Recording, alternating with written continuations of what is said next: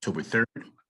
We'll begin our media session with Alabama A&M head coach Connell Maynor. He will be at approximately 10:05 Central, 10:05 a.m. Central. Then we will follow the schedule previously shared. Just would like to remind everyone, if you do have any questions for our coaches, please utilize the raise your hand feature here on Zoom to get your question in the queue for our coaches. Please limit your questions to 2 questions, 1 initial question, potentially a follow-up question. If time allows, we will circle back to field more questions from our participants. With that being said, please have your lines muted unless you're actively asking a question. Please wait to be called upon before asking your question. Looking forward to another media session for today. We'll be back momentarily. Thank you for your patience.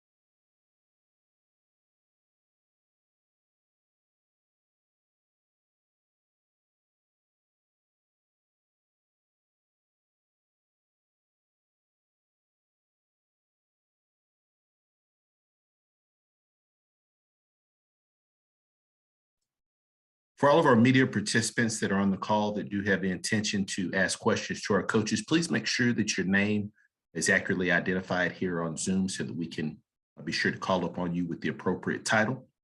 Once again, if you do have questions, please utilize the raise your hand feature to get your question in the queue. We'll be back momentarily.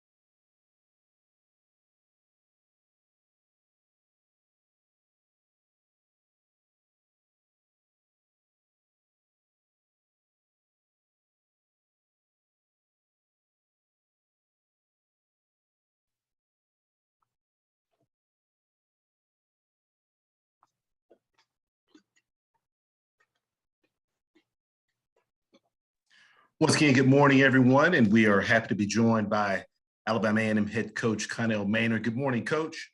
Good morning. How you doing? Doing great, Coach. Thank you so much for asking. Coach, as always, if you could please start us out with an opening statement about your team's most recent victory over Bethune-Cookman. Yeah, we had a conference game against Bethune.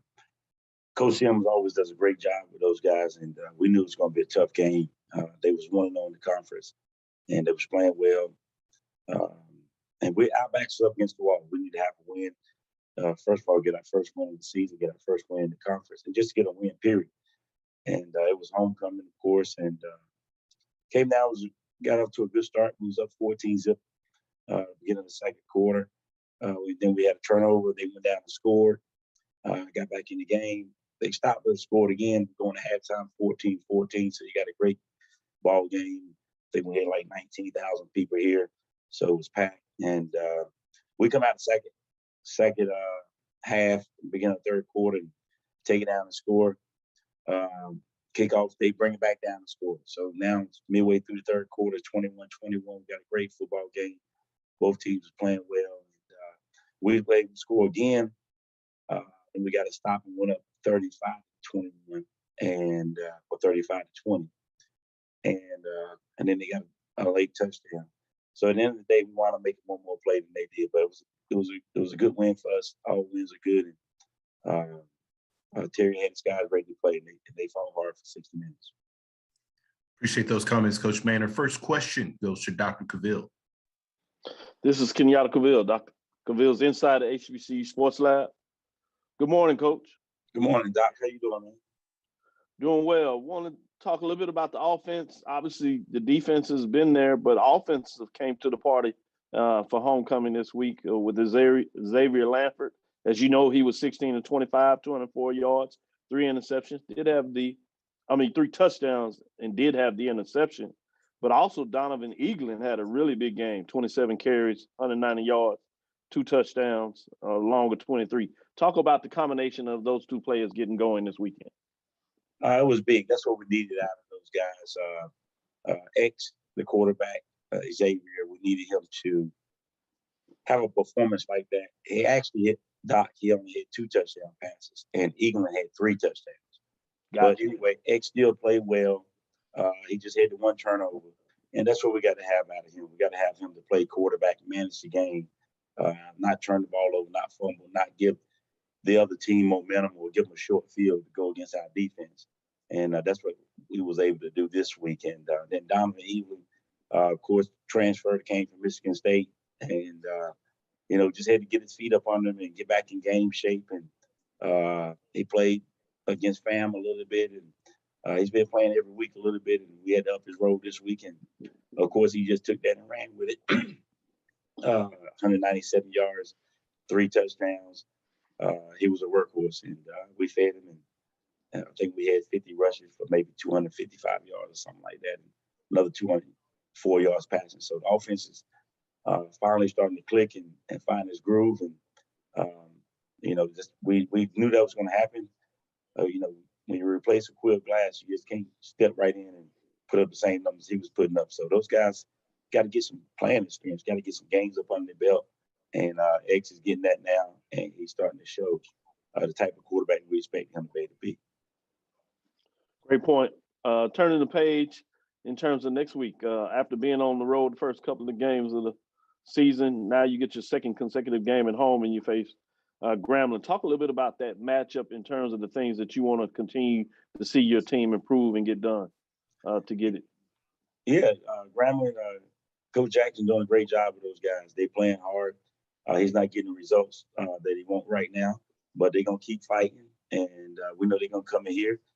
We have a tough time beating Grambling. Haven't beaten them since I've been here. So we understand that there's a good football team. We got to be prepared, and we got to play well again. The things we want to do is what we did this week. We want to run the ball. We want to throw the ball and manage the game in the passing game. Defensively, we don't want to give up the explosive plays and want to cause turnovers and get sacks. We had 3 sacks and 2 turnovers last week, and we want to continue doing things of that nature. And we can continue to do that. We have a great chance to win the football game. Look forward to the matchup. Good luck this weekend, Coach. Thank you. Thank you. Next question goes to Mo Carter. Hey, Coach Maynor, we didn't get a chance to ask you after the game, but what was your halftime message to your team, especially in a ball game that went from 14-0 to being 14-14 at the break?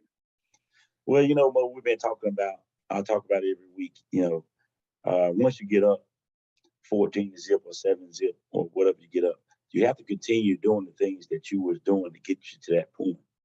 They got us to 14 up. So that was offensively moving the ball, not shooting ourselves in the foot, doing the little things. Defensively, we was getting 3 and outs. They got to come first down. We got stops. You got to continue doing those things. Play the defense call. Do your job. And you can't change that once you get up and then start playing reckless and doing what you want to do, because now you're going to let people back in the game. So we just talked about playing 4 quarters. We played the first quarter, but we didn't play the second quarter. So we had to make sure that we played the last 2 quarters and continue doing the things that we was doing. Again, offensive, we could move the ball. We just need to continue doing that. And defense, we knew we could stop them. So we just had to play the way we played the first quarter in the second half. And that was my message to the guys, and that's what they came out and did the second half. As far as preparation, you've had a unique situation because obviously Bethune-Cookman and Grambling played each other, not long ago. So you got a chance to really get your notes on Bethune, then turn around and get your notes on Grambling. So when you kind of look at that and prep for Grambling, what are some of the things you think can work well in your favor against the G-men on Saturday that you might have seen on tape when you scouted them? Well, you always watch the tapes and see what the teams gave up, how the other team attacked them, and what they did well and what they didn't do well. But every team is different. You can't go by what they did against Bethune or what we did against Bethune or what they did against somebody else. Your personnel is different. The matchups are going to be different. And so we got to try to look at their personnel and see how we match up against it, what we can attack in the passing game, in the running game.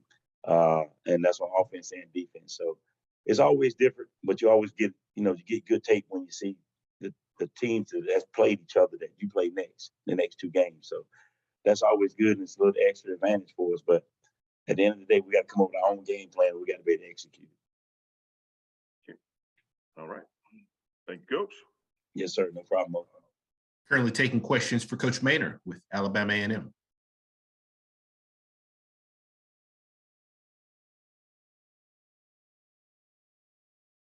Any final questions for Coach Maynor? All right, take a question from Dr. Cavill. Yes, Kenyatta Cavill, Dr. Cavill, inside the HBCU Sports Lab back. Wanted to talk a little bit about Ibrahim and his ability and his play as he continues to maturate in this matchup, particularly as he continues to try to get going. What are your thoughts in terms of what he's been able to do thus far this season?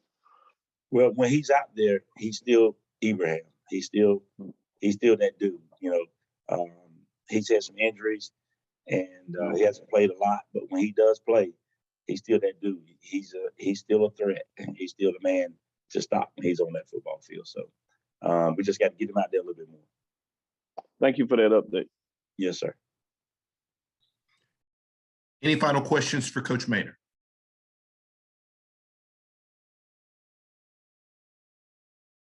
Coach, as always, we appreciate your time. Look forward to speaking to you again next week. Yes, sir. Thank you. Thank you. Next up, we will go to Alabama State. Coach Robinson's availability will begin in approximately 2 minutes, so 10:15. Appreciate your patience.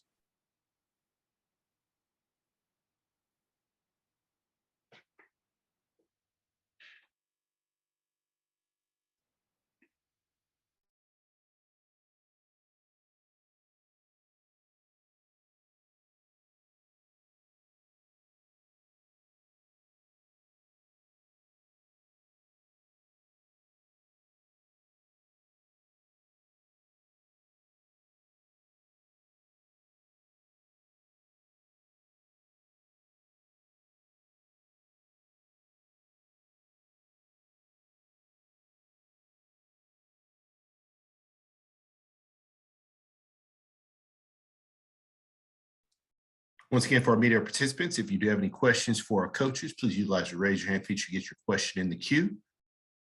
For head coaches, you see we have Coach Robinson with us. Good morning, Coach. Good morning. How's it going? Great, Coach. Thank you so much for asking. Coach, as always, thank you for taking some time to join us. Coach, if you would please start us out with an opening statement regarding your team's road win over Texas Southern.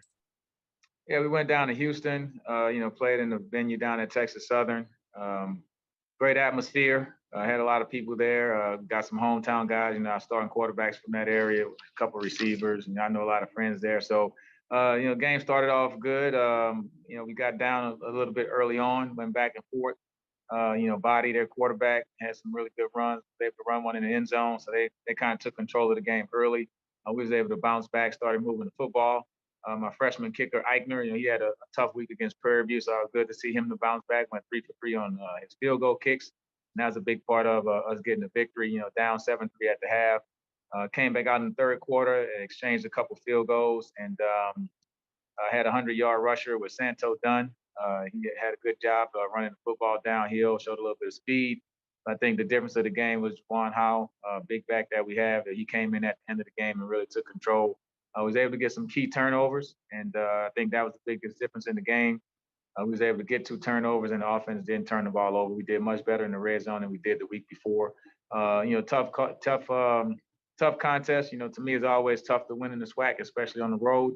And Texas Southern did a great job. Coach McKinney had those guys prepared. So definitely had to fight all the way to the end, a 3-point win. And I think it's pretty much going to be indicative of most of the games, telling the kids that this is how we'll have to win in the conference. So it was good for us to win a close game, trying to learn how to win and learn how to be a champion. So that's something that doesn't just happen. So we know it's a game by game process. So looking forward to this week. We have Jackson State coming, it's homecoming here. So we have a lot of activities. So really focusing on us, not letting the distractions of everything that's going on around campus, realizing that we're playing defending SWAC champ. Shador's doing a great job offensively. Aubrey's doing a great job at the linebacker position. So you probably have, one of the top offensive and defensive guys on the field. And so it'll be a big challenge for us. We're looking forward to it. It's going to be a fun week to prepare. I don't have to give anybody any hype speeches or anything like that. Everybody's going to be ready to play. So we just want to focus on cutting down our penalties, not turning the ball over, and play physical football. Appreciate those comments, Coach Robinson. First question goes to Charles Bishop. Good morning, Coach Robinson. How are you doing? Good morning. How's it going? I wanted to start by asking about your defense. Your defense has been one of the more stingy defenses in the league thus far this season. But talk a little bit about the work Ryan Lewis has done with your defense. Yeah, he's doing a really good job. I mean, he has those guys, by the collar. They listen to every word he says. They're believing in what he's preaching. So that's really good that they have confidence in what he's doing. We don't care about yards. Defense to me is about not giving up points and creating turnovers. Those are things that we're focusing on. My big guys up front, Gaddy, Ogletree, those guys are doing a great job. So the tackle position is what really gets us going. We got a couple sacks this past game. So we can win on first down, and we have a chance to be a good defense. Sure thing. And you touched on it, a huge game this weekend, homecoming atmosphere. Is there any more stress, I guess, with regards to focusing in on the little things this weekend, or is it just business as usual with regards to practice? I think it's more about us. I mean, the things that caused us to lose the Prairie View game, we corrected. We didn't score in the red zone against Prairie View. It was 2 for 6. This week, we were good in the red zone. We lost one time in the red zone because of a penalty. We have to cut down on our penalties. We didn't have any turnovers this week, and we created turnovers. We're 3 for 3 in the kicking game. So that's all things that we have to fix. We fixed it this week. For us to be a good team, we have to be consistent. So now that you show that you can do it, now you have to be consistent about it. And I think, every coach in America is going through the same thing. You're trying to do those things that it takes to win, and you just want to consistently do it week to week. For sure thing. Appreciate it, Coach. What's that? I appreciate it. Thank you. All right. Thank you. Next question goes to Dr. Cavill. This is Kenyatta Cavill with Dr. Cavill's Inside the HBCU Sports Lab. Congratulations on the road win this past weekend, Coach. Thank you. Appreciate it. Want to talk about, this is the third weekend in a row where you play what happens to be the Texas quarterback, and you have one of yourself. So it's interesting to me that these matchups, and I was kind of looking forward to it. With that, I wanted to ask you a little bit about your Texas quarterback in this case, Demetrius Davis. How have you thought about his play thus far? Getting into action young in terms of his time on the field at the collegiate level. Yeah, I mean, I have to remind myself, he does some great things at times. So you think that he's there, but this was only his third college football game. And so when you think about it like that, I mean, his best football is ahead of him. He knows it, I know it. And so he's just trying to correct each one of those mistakes. So every time we're talking when he comes off the field, just trying to get him the field of he has a great feel for the game, just a natural feel. He can anticipate blitzes. Some of those things you can't coach to be a quarterback. So we're trying to just coach him for those strategy things. It's understanding you're in the red zone. The biggest thing is once you're inside the 20, you never come outside the 20. End every drive with a kick. You don't have to be great every play. Let the people around you make plays. So those are the type of things you're trying to teach a young quarterback, especially a guy who's had so much success. I mean, he's used to making spectacular plays, and now he has to make those plays when they come to him, and don't feel like he has to win, every play. A first down incompletion won't kill us. And so those are the type of things we're teaching him. But the sky's the limit. He's getting better every week. He's picking it up, and so I just love watching him play. I know one strategy as you move forward in terms of Jackson State may be about trying to get their offense off the field. And so with Santo Dunn, he had a solid game, 15 carries, over 100 yards, long as 17. Talk about the importance of getting him in the game and the rest of the runners by committee where you were able to get 225 yards on in this type of matchup. How important will that be on the offensive side of the ball to be able to run effectively? Yeah, I think, one thing in that Texas Southern game, we did a great job of getting them off the field on third down, and we converted some third down attempts. And so that's something that I did mention, that we won that time of possession battle. So, I mean, when you have an offense like Jackson State, they can score fast. They have a lot of weapons. The best thing you can do is to try to control the clock. So, I mean, that'll be a part of it, but you still have to score points. So you don't want to get until we won the time of possession and score any points. You got to score to win, of course. But, Coach Williams, our offensive coordinator, he has earth, wind, and fire. That's what he calls the three running backs that we have. We feel like all three of those guys are good enough to start in this league, and we have to use them and have all three of them keyed up and ready to go. And pretty much for us, those are three unselfish guys. So I don't think anybody cares who gets the touches, and that's really good and unique, and to have that situation. So you just kind of feature the hot back. What's ever working, that's what you go with. It's towards the end of the game. Howell started having success, so hey, let him go, and until something changes. Earth, wind, and fire, the elements. I like that, Coach. Good luck this weekend. Look forward to the match. Appreciate it. Currently taking questions for Coach Robinson with Alabama State. Next question goes to Rob J.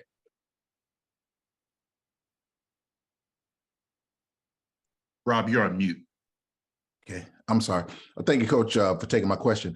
Coach Sanders last week kind of alluded to why Jackson State was chosen for homecoming for you guys. Is there a particular reason why Jackson State is your homecoming opponent, or did it just fall that way?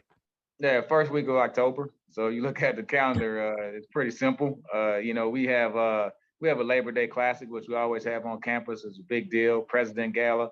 And then we also have the Magic City Classic, which is the end of October. So the first week of October is kind of in between those two. So it's not rocket science, it's just who fell there. So I don't think you change the first week of October because of who you're playing. So it's just kind of fell that way. And so, but to me, I look at it as our homecoming is something new. I don't know, people who don't really know Alabama State, the homecoming was always the Turkey Day Classic. So now a couple of years ago, we tried to get a homecoming where the kids would actually come during the school year. So we didn't have an established homecoming date. So we're still in that stage of trying to have an established homecoming date, something that can be exciting, something that the fans can look to besides the Magic City Classic and then the Turkey Day. So that first week of October is the date that we're trying to have a tradition that we're just kind of getting off the ground. So I think when you have a great opponent, it's going to be a great crowd. So it's a great way to start that tradition. Okay. Thank you so much, Coach. Yep. Any final questions for Coach Robinson, Alabama State? Coach Robinson, we sincerely appreciate your time. Look forward to speaking to you again next week. Absolutely. Thank you. Thank you. Next up, we go to Alcorn State. Head coach Fred McNair.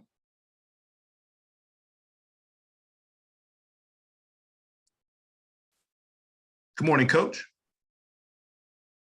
Good morning. Coach McNair, as always, I appreciate you taking some time out of your schedule to join us. Coach, obviously, Braves were off this past week, so if you could just kind of give us an assessment and a recap of your bye week. I think it did us a lot of good to have this opening week this past week in terms of what we had to do to fix the Alcorn football program. During the bye week, we worked on us. There's some things that we had to do to take care of our business here on campus. We had some great practices. Got a chance to get some guys healed back on the playing surface for this upcoming week against Valley. And I'm very excited where we're at right now in terms of the guys getting healthy and coming back to be able to play this week against Valley. Overall, I think that what we're doing is just preparing right now for this upcoming game on Saturday against Mississippi Valley. Appreciate those opening comments, Coach McNair. If you do have any questions for Coach, please utilize the raise your hand feature to get your question in the queue for Coach McNair. Currently taking questions.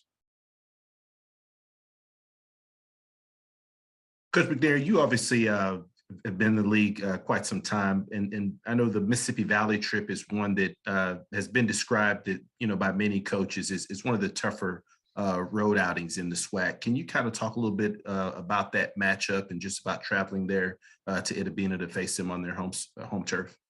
It always tough to travel, no matter where you go. But Valley is a little bit different. Having to find the hotels that can accommodate a good football program to where they can be comfortable and things of that nature. It's always tough to travel to Valley. I think the last few times we was at Valley last year and the years before, we came out kind of slow and didn't play as well as we should have, but still came out with a victory. But just to get these young men to understand, how important it is to be ready to play against a good football team that Coach Dancy will put out there, in terms of what they do defensively, by him being a defensive guy, and just what they do offensively, kind of just pound the football. But just coming out of the gate is gonna mean a lot to us. How well we can have these guys prepared to go play a physical ball game at Valley. So it's gonna be big on us, and in terms of what we got to do to win a ball game. No matter what the record is, it don't matter. This is a conference game for us, and we just got to go and play well in terms of offense, defense, and special teams. We just got to put our A game together this upcoming week. Next question goes to Rob J. Hey, Coach, how you doing this morning? I'm doing good, Rob. Coach, is there anything about Valley that concerns you? I know they have a really good running game, a shifty quarterback. Anything that concerns you about Valley? Yeah, I mean, everything concerned me about Valley, offense and defense. They got a real good defensive front that's going to really attack you. Playing the other side of the ball. He does a real good job of rushing the passer. They got guys that in Ronnie Thomas. He's leading the team in sacks, so he does a real good job in what he do. Jalen Bell, real good run stopper. So we got to work cut out for us up front on the offensive side of the ball. And defensive wise, we just got to make sure that we know what a quarterback is all the time. He does a real good job. The running back does a real good job of running the ball. So we gotta work cut out for us on both sides of the ball. And in terms of what we got to do to come out with a victory here at Valley. Okay, thank you, Coach. Thank you. This question goes to Dr. Cavill. This is Kenyatta Cavill with Dr. Cavill's Inside the HBCU Sports Lab. As you talk about this matchup against your rival, obviously you want to run the football coming in there, and you are able to do that consistently no matter what the matchup is, it seems. Why is that just as important in this matchup against Valley?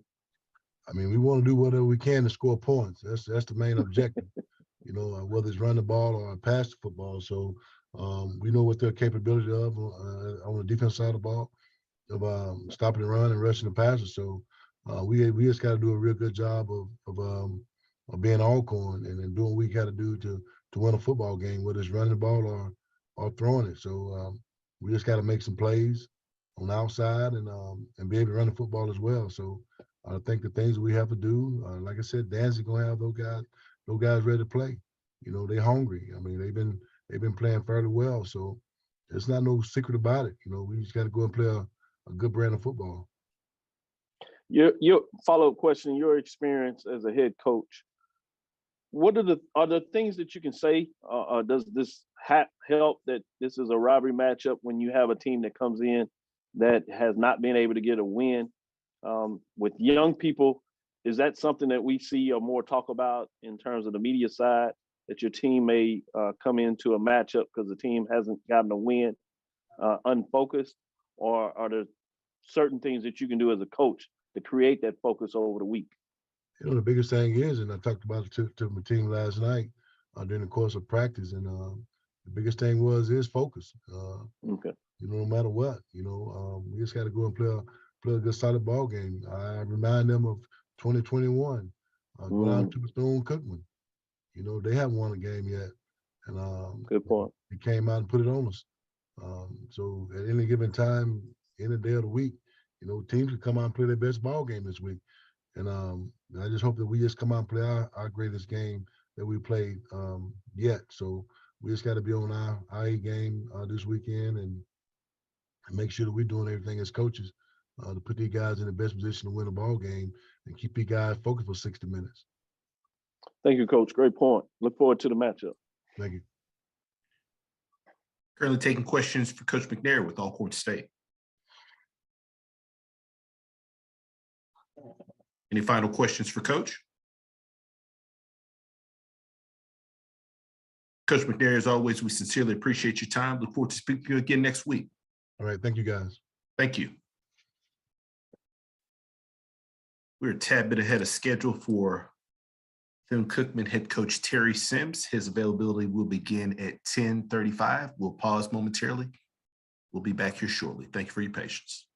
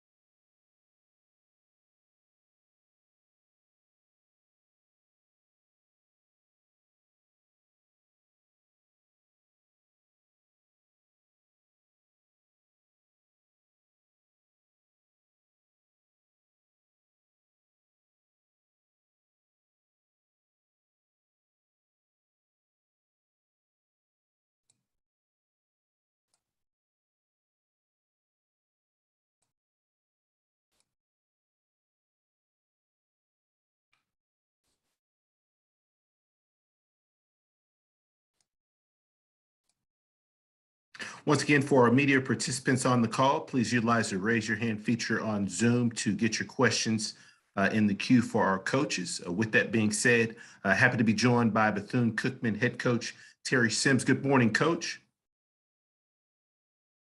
I think you might be on mute. Good morning. How are you? Oh, great, Coach. And thank you so much, Coach, for taking some time to join us. Obviously thinking about you all with the weather-related issues there with the hurricane. So we are thinking of you and your team.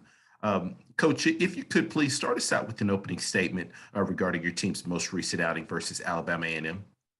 Well, to start out, have to take your hat off to Coach Maynor and his staff and his football team. They were 0-4, showed up, and they played a solid football game. I think, again, we did not play up to our potential. We didn't play a great game, but that's taking nothing away from them. They came out and they were ready to play, and they made the plays that needed to be made to win the game. It's been kind of rough on us. We were in Chattanooga, Tennessee for a week. We got there last Tuesday night, drove over to Huntsville on Friday, and now we're presently in Nashville. Trying to keep these young people geared up and keep them safe. But great football game, great atmosphere. Just did not make enough plays to win the game. Appreciate those comments, Coach Sims. First question goes to Dr. Cavill. This is Kenyatta, Dr. Cavill's inside the HBCU Sports Lab. Hope all is well, Coach Sims. Yes, sir. As well as can be. We're doing okay. Certainly want to understand that. Before we get into some of the football action, I wanted to ask you just in terms of the quality of the mindset of your team dealing with potential family members in their situation and just the quality of your life with coaches. What are some of the things that you're trying to make sure that information is getting to them such that you can ease their mind as much as possible?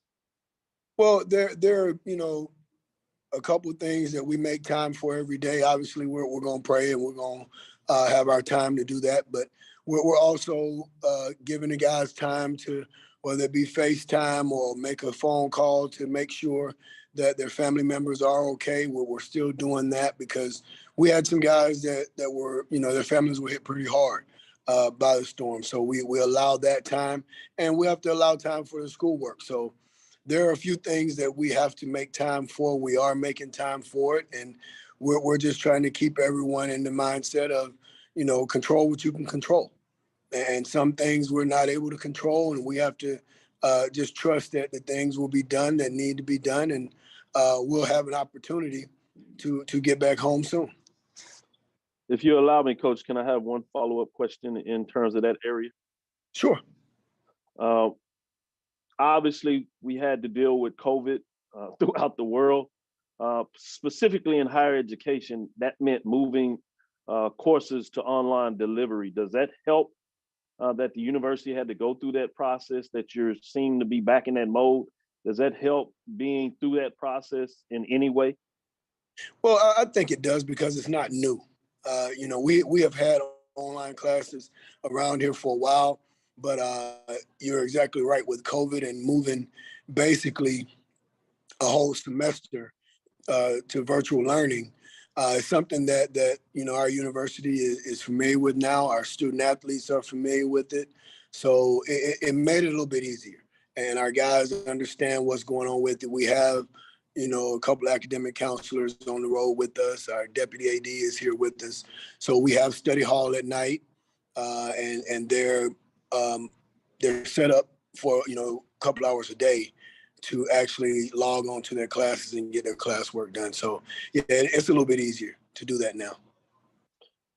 Thank you, Coach. Mr. Andrew Roberts, may I ask two follow-up questions, more from the athletic side of the framework? Absolutely. Yes, sir. Coach Sims, if you don't mind, I'd like to transition to more of the athletic part of it. Are you fine with that? Oh, yeah, no doubt. Thank you. In terms of last game, Jalen Jones was 24-38, 353 yards. In terms of being able to get a lot of yards in the air, he was solid, had one touchdown. Talk about his play and how he continues to improve over the season in terms of ups and downs. What do you see in terms of him improving? Well, I thought Jalen played solid. Again, did not play great. Had some, busts here and there, but a lot of Jalen mistakes usually they come from him trying to make the perfect play, trying to make things fit and work exactly like the play is designed. So I can't say he played solid. We need him definitely to play better, because as he goes, we're going to go, and we have to go ahead and get our other guys back in the mix as well to be able to spell him some when he needs a break.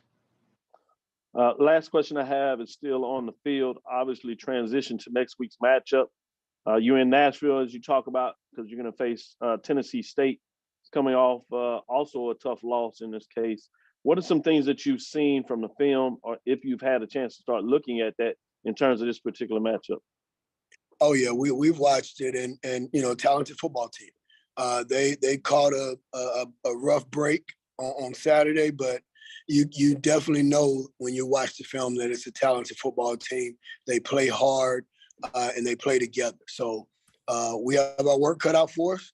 We have to come up with a great game plan in all three phases, and we started that yesterday or last night rather, and we have our guys. We're getting ready to go to practice here in a little bit over at Vanderbilt. They're allowing us to use their facilities. So thanks to them for that. And Lipscomb University, they're allowing us to eat our meals there. So again, thanks to both of those universities. But we know we have a great football team that we have to face on Saturday, and we're starting to prepare for them as we speak. Thank you, Coach. Good luck this weekend. Look forward to the matchup. Stay safe. Stay strong. Yes, sir. Thanks. Next question goes to Perry Daniels. Good morning, Coach Sims. I'm wondering about the status of damage on the Bethune-Cookman campus. Was there any damage from the storm to the campus or your facilities since you all went straight to Nashville instead of going back home? Yeah, there was some damage on campus. That's the reason we did not go back to the campus this week. There are a few buildings that have some significant damage, and they're still assessing a lot of the damage now, this week. And I think our facility will be up either today or tomorrow because they have to go through every building on campus. So we'll know more here in the next day or so about our own facility. But the buildings that they have assessed already, we have some pretty big damage in some places on campus. Thank you, Coach. Our well wishes are with you and your team. Thank you. We've got 2 minutes left, and Coach Sims' availability will take a final question from James Hill. Hey, Coach, I hope you and everybody in the Let's Go Wildcats Nation are well. Just talk about moving forward, Nashville, playing a football game, Eddie George and the guys, and just continuing to chip away. Well, I think more thing, playing a team like Tennessee State is always great because it's always a lot of great energy in the stadium. And I think for no other reason, football is helping these young men and the coaches as well kind of, get our minds off of everything else that's going on right now for a couple hours. You're not going to not think about it or not worry about it, but it does offer this football team, offer these student athletes a chance to kind of get away for at least a couple hours a day and ease their minds. So I don't think it's the end of the world here, but we definitely, have a lot of things that we can be thankful for at this point in time. Thank you, sir. Have a blessed week. Thank you. Coach Sims, thank you so much for your time under the circumstances. We look forward to speaking to you again next week. Thank you. Thank you. Next up, we're happy to be joined by Florida A&M head coach Willie Simmons. Good morning, Coach. Hey, good morning, everyone. Coach, as always, thank you so much for taking some time to join us. Coach, if you could please start us out with an opening statement about your team's most recent victory over Mississippi Valley State. Before I do that, I definitely want to send our thoughts and prayers over to Coach Sims and entire Wildcat family down there. I know they're recovering from the storm, and want to keep them in our thoughts. But I thought the guys played a solid game on Saturday. Thought defensively, we played really good football across the board, other than one explosive play for a touchdown that we gave up there early. But after that, we settled down, and I think we held those guys to 100 yards, under 100 yards to take away the 180-yard play. And so playing at a really high level defensively, which I always knew we were capable of doing. Offensively, in the second half, we finally put some drives together and was able to score 20 points in the second half. Had a couple of turnovers by the defense, caused by the defense, that gave us a short field. So great team win. Gives us 3 straight wins at home. Gets us over 500 for the year overall, as well as conference play, and gives us a lot of momentum heading into Orangeburg to take on a very, very tough South Carolina State football team that we battled over the years. Appreciate those comments, Coach Simmons. First question goes to James Hill. Coach, I hope you and all the guys are well. Just talk about moving forward, the victory over Mississippi Valley, and what are you seeing when you look at the Rattlers football team? Well, I'm seeing a team that's playing with a lot of confidence right now. Their practice habits are showing up. We're not playing perfect football. So, again, the challenge is to continue to work hard every day in practice to get better and fine-tune our craft. But I think the guys are starting to hit their stride after some early season blunders. But, again, seeing a group of guys is playing hard, playing for one another, and trying to uphold the 7 core values that we have here.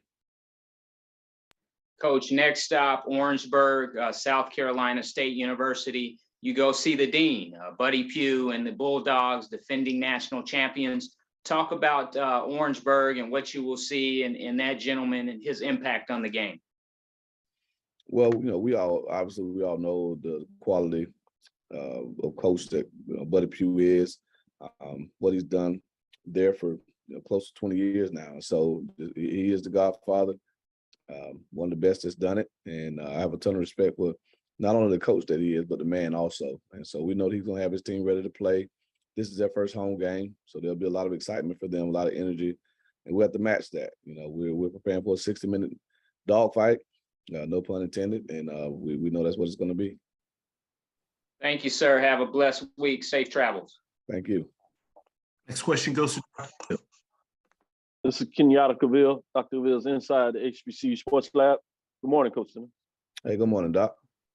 Want to talk a little bit about the last game, if you would, before we move forward. Jerry Musa, what are your overall thoughts about his play week to week as he's become the starting quarterback since the North Carolina game? Yeah, Jeremy's getting better every week. People, sometimes take for granted that he's only 5 starts into this system, and typically it takes a little while to get acclimated, to understand exactly what goes into a play call, what we're trying to exploit. And he's getting better at that. So he's throwing the ball better as far as ball placement to the receivers, the type of balls that they like. And our guys are making plays. We're relatively healthy outside, out wide. And Xavier Smith is playing at an All-American level. K-Dot is back fully healthy and playing phenomenal football. David Manigault finally, had a big game. So he's got some targets, and it's really helping him in the passing game. So we got to run it better. But right now, he's throwing the ball really well, and we're protecting well and making plays on the perimeter, which is giving us a chance to be explosive as a passing offense. Follow-up question, you talk about those players stepping up and getting better, particularly Xavier Smith as a wide receiver. But those last two games were the confines at home, where you've been undefeated there last couple of years. But now you're hitting the road, going up to Orangeburg. Talk about South Carolina, although they have kind of stumbled a bit. What are your thoughts in terms of what you want to get done against that ball club? Well, again, we know it's going to be obviously very difficult to go into the Oliver C. Dawson Stadium, and it always is. And so we're prepared for that. We battled these guys for years as conference foes in the MEAC, and we know that there's a lot riding on this game on both sides.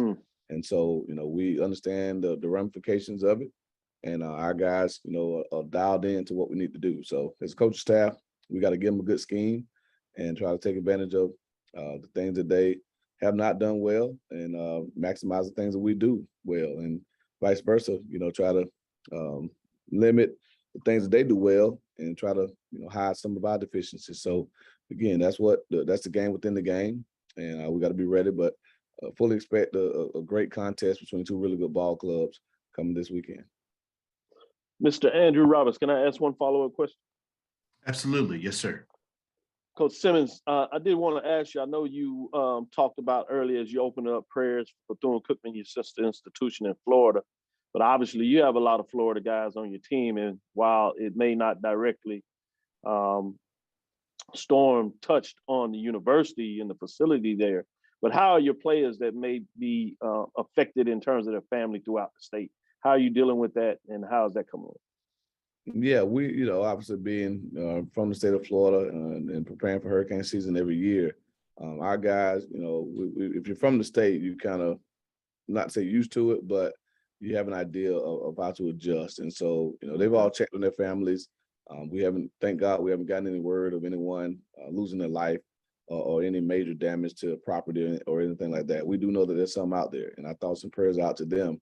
But as far as the football team specifically, we have not heard much word about anyone who lost a lot. We don't really have any play. We only have one player from the Naples area, and he was fine. Have a few Tampa guys, but they were okay. A few Orlando guys, but for the most part, we got out of it pretty good on all fronts. Great to hear.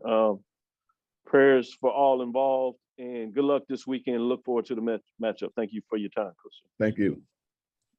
Any final questions for Coach Simmons with Florida A&M?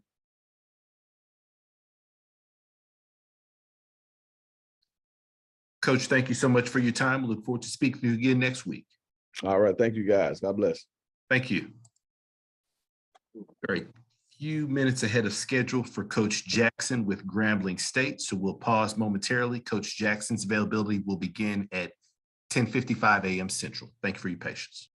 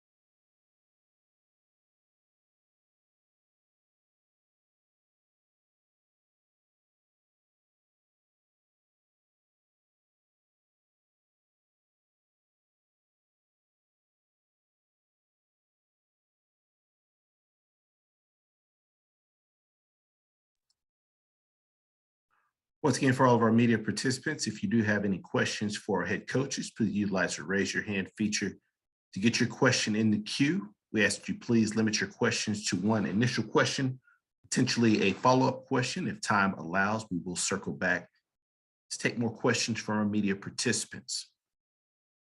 That being said, the time is now 10:55 a.m. I believe we have Coach Jackson with us.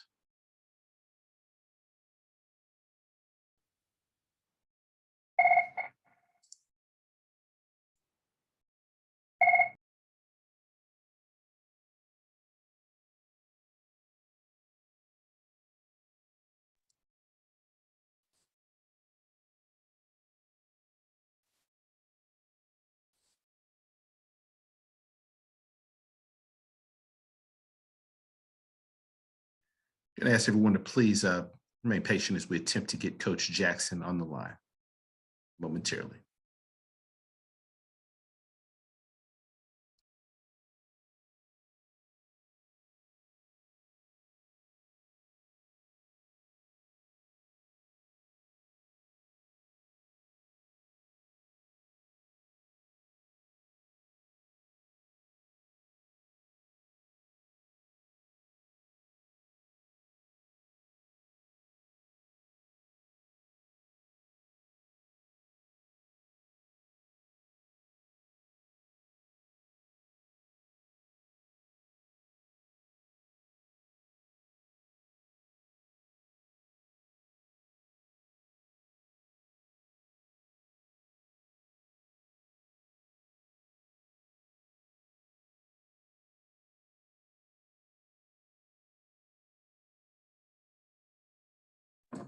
All right, we do appreciate everyone's patience. So we are attempting to reach Coach Hugh Jackson with Grambling State. As soon as we are able to reach Coach, we'll bring him on to our Zoom session.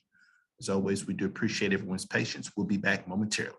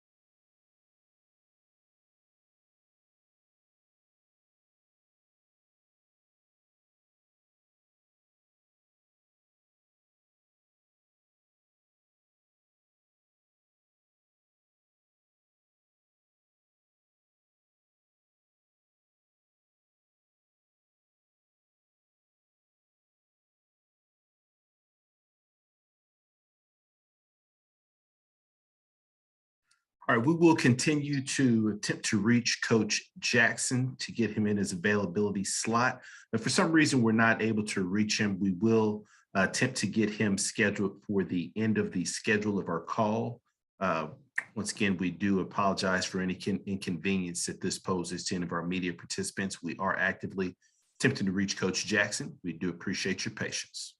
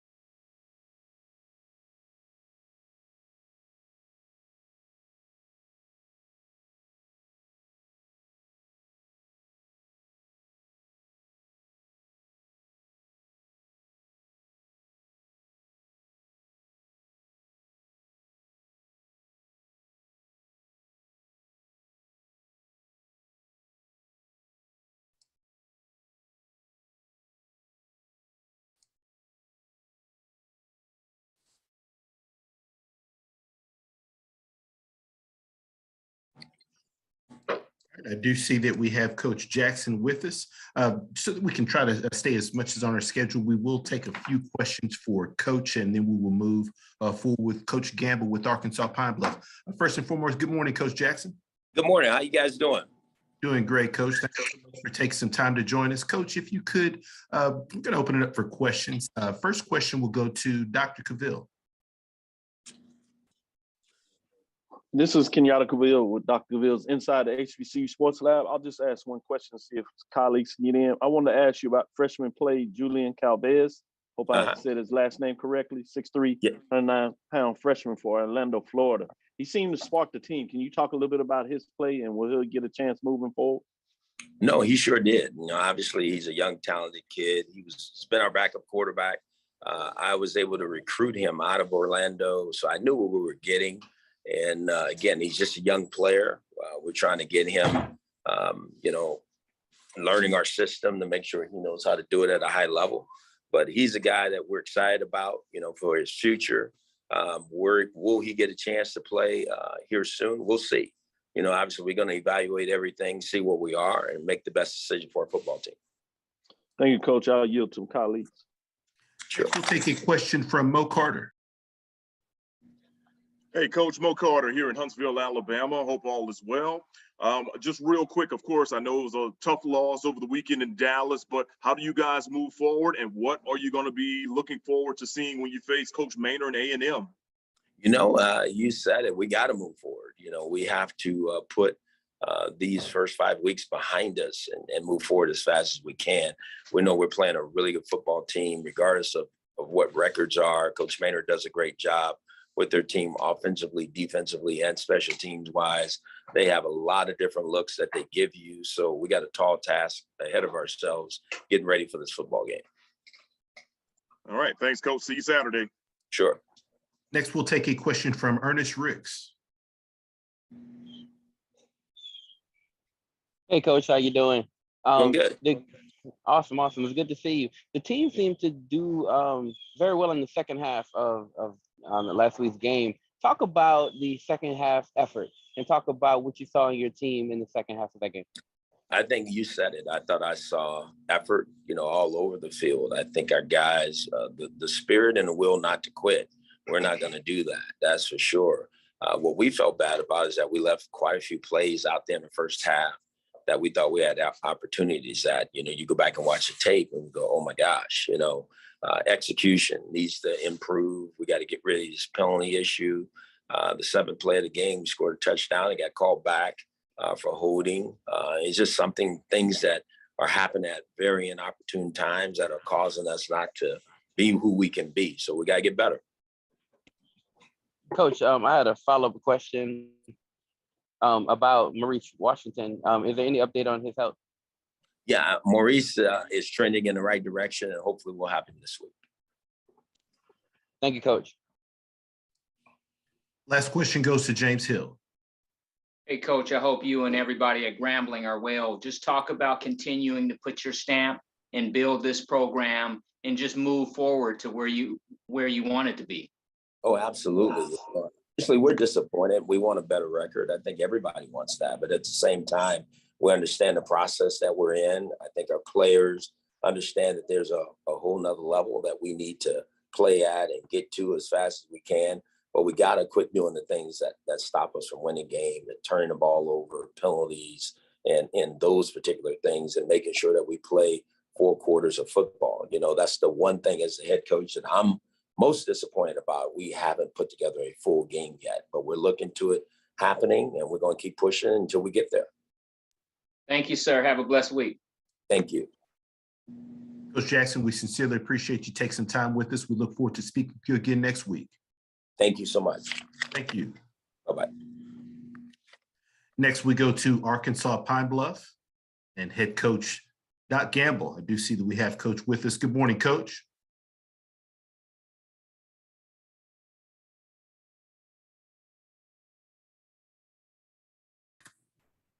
Good morning. Coach, as always, thank you so much for taking some time out of your schedule to join us. Coach, if you could please start us out with an opening statement of your team's most recent outing versus Southern. Could you ask that again?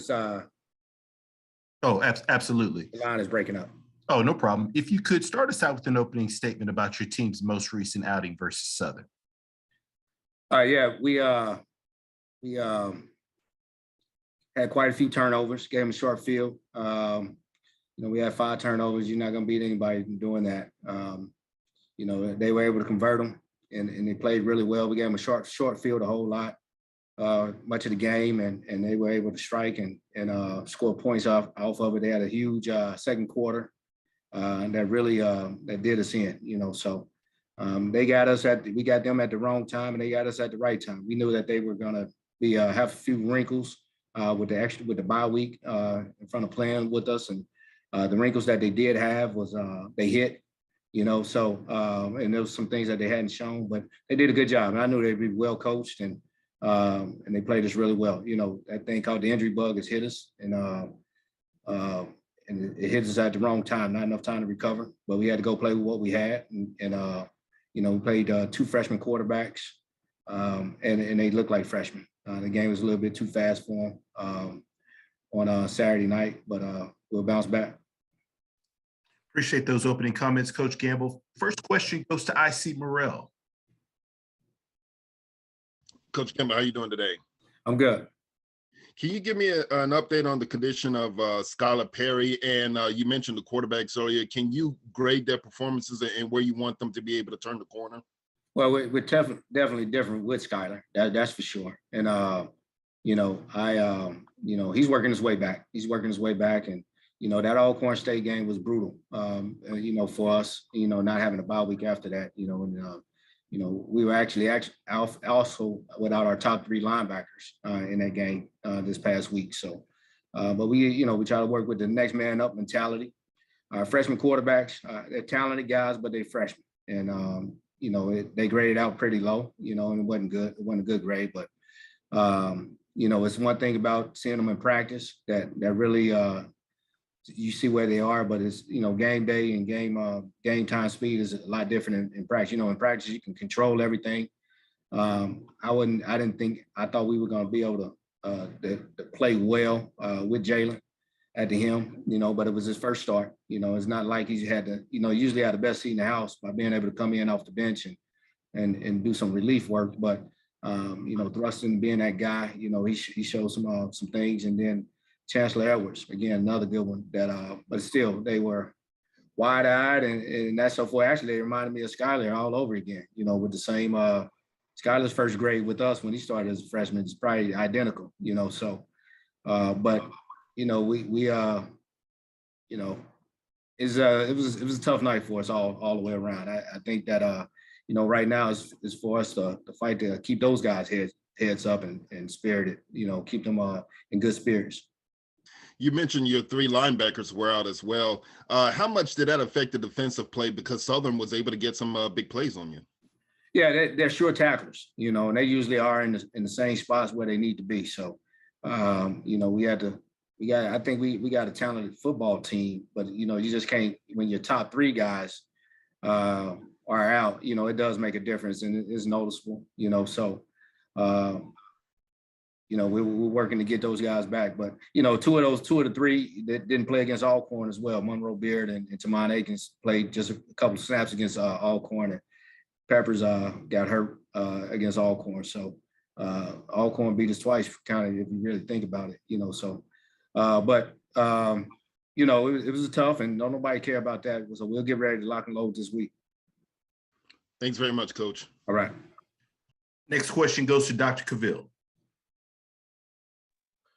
This is Kenyatta with Dr. Cavill's Inside the HBCU Sports Lab. So when you're in a type of game like that and it gets away from you in the second quarter, it seems like with all the points, what are your focus points in the rest of the game in terms of talking to your guys to get them to keep moving? What do you start to try to look for in that matchup at halftime? The score shouldn't matter. The score doesn't matter about the effort that you put in. You're not what scoreboard watching. You focused on that next rep. That's the most important thing. So extremely disappointed with the way we played that second quarter. Yeah, I think we played a little bit better in the second half. We didn't tackle real well overall in that first half. as well. But we gave their offense that is well coached. We gave them the short field a whole lot in that second quarter with the turnovers, and then they were able to use their defense, was able to turn their defense was able to transition to good offense. They are defensively, when they got the ball, they just didn't catch the interception and fall down. They advanced it, and gave their either scored a touchdown or gave their offensive great field position. And then when you give any good offense short field, they're supposed to go score, and they were able to do that. But the effort, we always focus in on that. The scoreboard shouldn't determine how your type of play, your effort, so and that's one thing that we had to reiterate at halftime. Follow-up question is, you get off the road over the last 2 weekends and get back home after the first opening game. It's homecoming. What are your thoughts in terms of the matchup against Texas Southern University? What are you needing to do to get your team in terms of some health and prepared for a physical team in Texas Southern University? They're a very physical team in Texas Southern. And, their record doesn't indicate how good they are. One, we got to attack treatment and try to heal as fast as we can. But we still got to have a plan for what we have, and to negate what they do. Is they go as their quarterback go, and it's kind of similar to us. Our quarterback, if he's not ready, we got to make our next guy ready. But that's the big deal for them. They're playing better defense than they've had, I think, since Coach McKinney's gotten there. So, which has been pretty impressive for that I like, that I've seen. I've been pretty impressed with that. Last few seasons, you can say, well, they might score some points, but you're going to score some on them. So, but if you can be stingy on defense and then score some points on offense, you got a chance. Thank you, Coach Gamble. Good luck this weekend. Thank you. Next question goes to James Hill. Hey, Coach, I hope you and the fellas are well. Mr. Perry was out. Mr. Macon and Mr. Edwards got an opportunity to get some snaps. Just talk a little bit about guys getting an opportunity to play and develop their craft and work on their game. Well, it's always good. We tried to get them in some of the other games that we played, the Oklahoma State and the Lane game, not the Lane, but the North American game. But it's still nothing like being a starter and you're forced. Those games where I say it's easy to come in those games where there's really no pressure on you. Just do what we ask you to do what you coach to do. But when you're the focal point and saying, hey, I got the team behind me now, and they're relying on me, to make these plays and to advance us and score points, it's a little different type of pressure, and it's not like I say in practice, I always tell them you don't get any do-overs. Well, that happened in the game, and it wasn't even do-over. So you got to be right. And but that comes with playing freshmen and newcomers, and not just at that position, but at some of the other positions too. So I would say when you play the freshmen, they're gonna make a mistake. You'll get it corrected, but then each week it'll be a new mistake because they hadn't did a whole year of all the things that possibly could happen throughout the season. Coach Gamble, every Saturday in the SWAC, it's always competitive. This week, when you look across the field, you'll see Texas Southern. Just talk about the next game on the schedule and just continuing to grind and play another football game. Well, like I said, their record doesn't indicate how good they are. The quarterback is dynamic, good wideouts, good running backs, good up front. They're playing stingy defense. So that's what the SWAC is now. You got to show up and play every week. You got to show up and show out. And if not, things can get out of hand. Thank you, sir. All right. Last question goes to Perry Daniels. Good morning, Coach. Good morning. Let's talk about your trip to the Bluff. It was a little different this year than in years past. Coach Odom's focused on a running game where Coach Dooley focuses on a passing game. Can you talk about the passing game of the Southern University Jaguars? Well, I tell you, the trip was different because we stayed in a different hotel. I begged to go back to the hotel we won at back in the spring, so that was different. I got superstitious. But yeah, they're the old team took on their coach's mentality, and this team is a little bit more balanced, and have a little bit more creativity. Now the older team with the last coach, they they did some things, but that wasn't what you didn't have to prepare as much. You just had to prepare really for that pound and ground game. With this team here, you know, you really focus in on the quarterback. You got to focus in on the quarterback, and they got some other players right there. But you know, Coach Dooley, when he has a good quarterback now, he's tough to beat. His teams are. Thank you, Coach. All right. Coach Gamble, as always, we appreciate your time. We look forward to speaking to you again next week. All right. Thank you. Thank you. Next up, we go to Mississippi Valley State and head coach Vincent Dancy. Good morning, Coach. Good morning. How you doing? Doing great, Coach. I know we're a few minutes behind schedule, so we do appreciate your patience. Coach, if you could please start us out with an opening statement about your team's most recent outing versus Florida A&M. Again, I thought we came out strong early on in the first quarter. Had a big touchdown play that tied the game up early on in the first quarter. First half, I thought we played well, both offensively and defensively.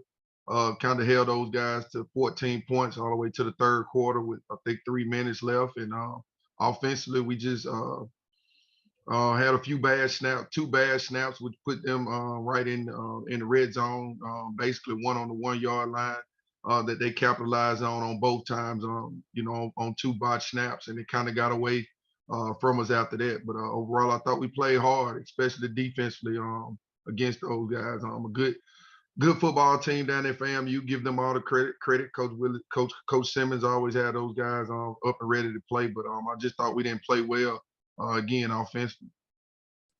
Appreciate those comments, Coach Dancy. First question goes to James Hill.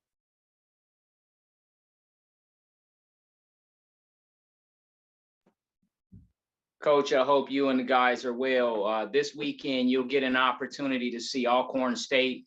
They'll come up 61. They'll take a sharp right on 82, and they'll take that left and come into the Valley of Scholars. Talk about this weekend, what it can look like, and what you envision for the Delta Devils. Again, we're going against a good football team. Of course, Coach McNair, man, has done a magnificent job since he's taken over that program. And you can expect a team as well disciplined and coached hard to come in and play hard. That's what you can expect from you know, Alcorn State team under the leadership of Coach McNair. A great running game. The Howard kid, man, he's a pro. He's a pro. You have to tackle him.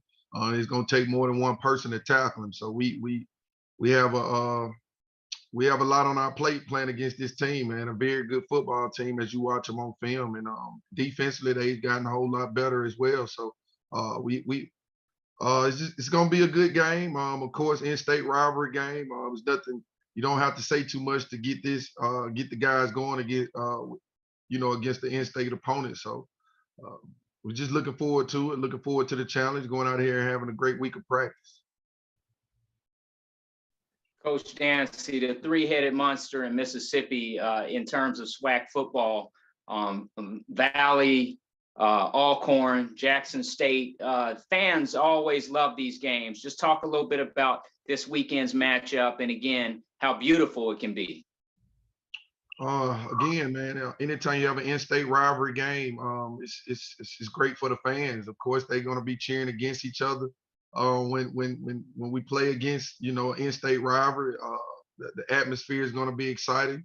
So, you know, man, it's just a game we always look forward to anytime we're playing against an in-state rivalry schools. So you can expect the atmosphere to be crazy. So, you know, we're looking forward to it this weekend, Saturday, here at in our home stadium. Thank you, sir. Have a great week. Yes, sir. You too. Next question goes to Dr. Cavill. I know you said offensively you want to do some more, but Kobe Bates got 105 yards, 3 receptions, and got into the end zone. Talk about his play this year, especially as a sophomore. 5'9", 170 pounds from Jacksonville, Florida. Seems to be playing pretty well. Yes, man. You know, Kobe Bates came into the scene last year. He got hurt early on last year in preseason camp with a shoulder injury. So we redshirted him last year. We were expecting big things out of him last year, but he got hurt preseason. He's just a young man just coming into his own. He just he needs to just continue to work hard. He's a special kid that can do a lot for us, return the ball, but also make plays, as you can see, at the receiver position. And I think, the future is bright for that young man if he just continues to develop and work at his craft. So it was a big game for him, and I'm proud to see that he was able to have that big game and build some confidence in himself. So offensively in this matchup, as you turn the page to Alcorn, you get them at home. What are some things that you want to continue to see your team improve?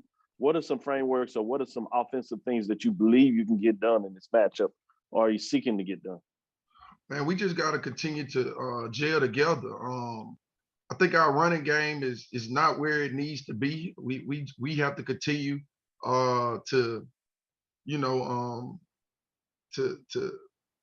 create more explosive plays in our pass game. Our run game is not like we want it to be because everybody's loading the box. And of course, if you get 9 people in the box, 8 or 9 people in the box, it's going to be hard to run the ball. So, but our offense we got to take more steps forward in our passing game, and that's something, man, we've been trying to work on since day one. And we just got to continue to build on it. We got to continue to trust the process, continue to believe in Jamar, our quarterback, and that somehow he would, and somehow we could get it done. It's a work in progress right now, but man, we're gonna go out and keep working. That's what we do here, and that's what we're gonna continue to keep doing. Thank you, Coach. Mr. Robinson, can I ask one follow-up question? Absolutely, yes, sir.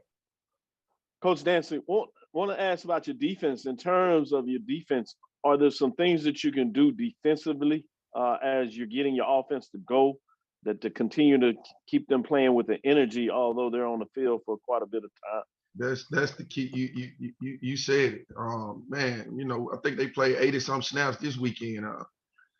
That's what we got to get those guys off the field, man. We running through bodies like crazy defensively. We keep them on the field that much. I only think it may be 3-4 players that played the whole game this year.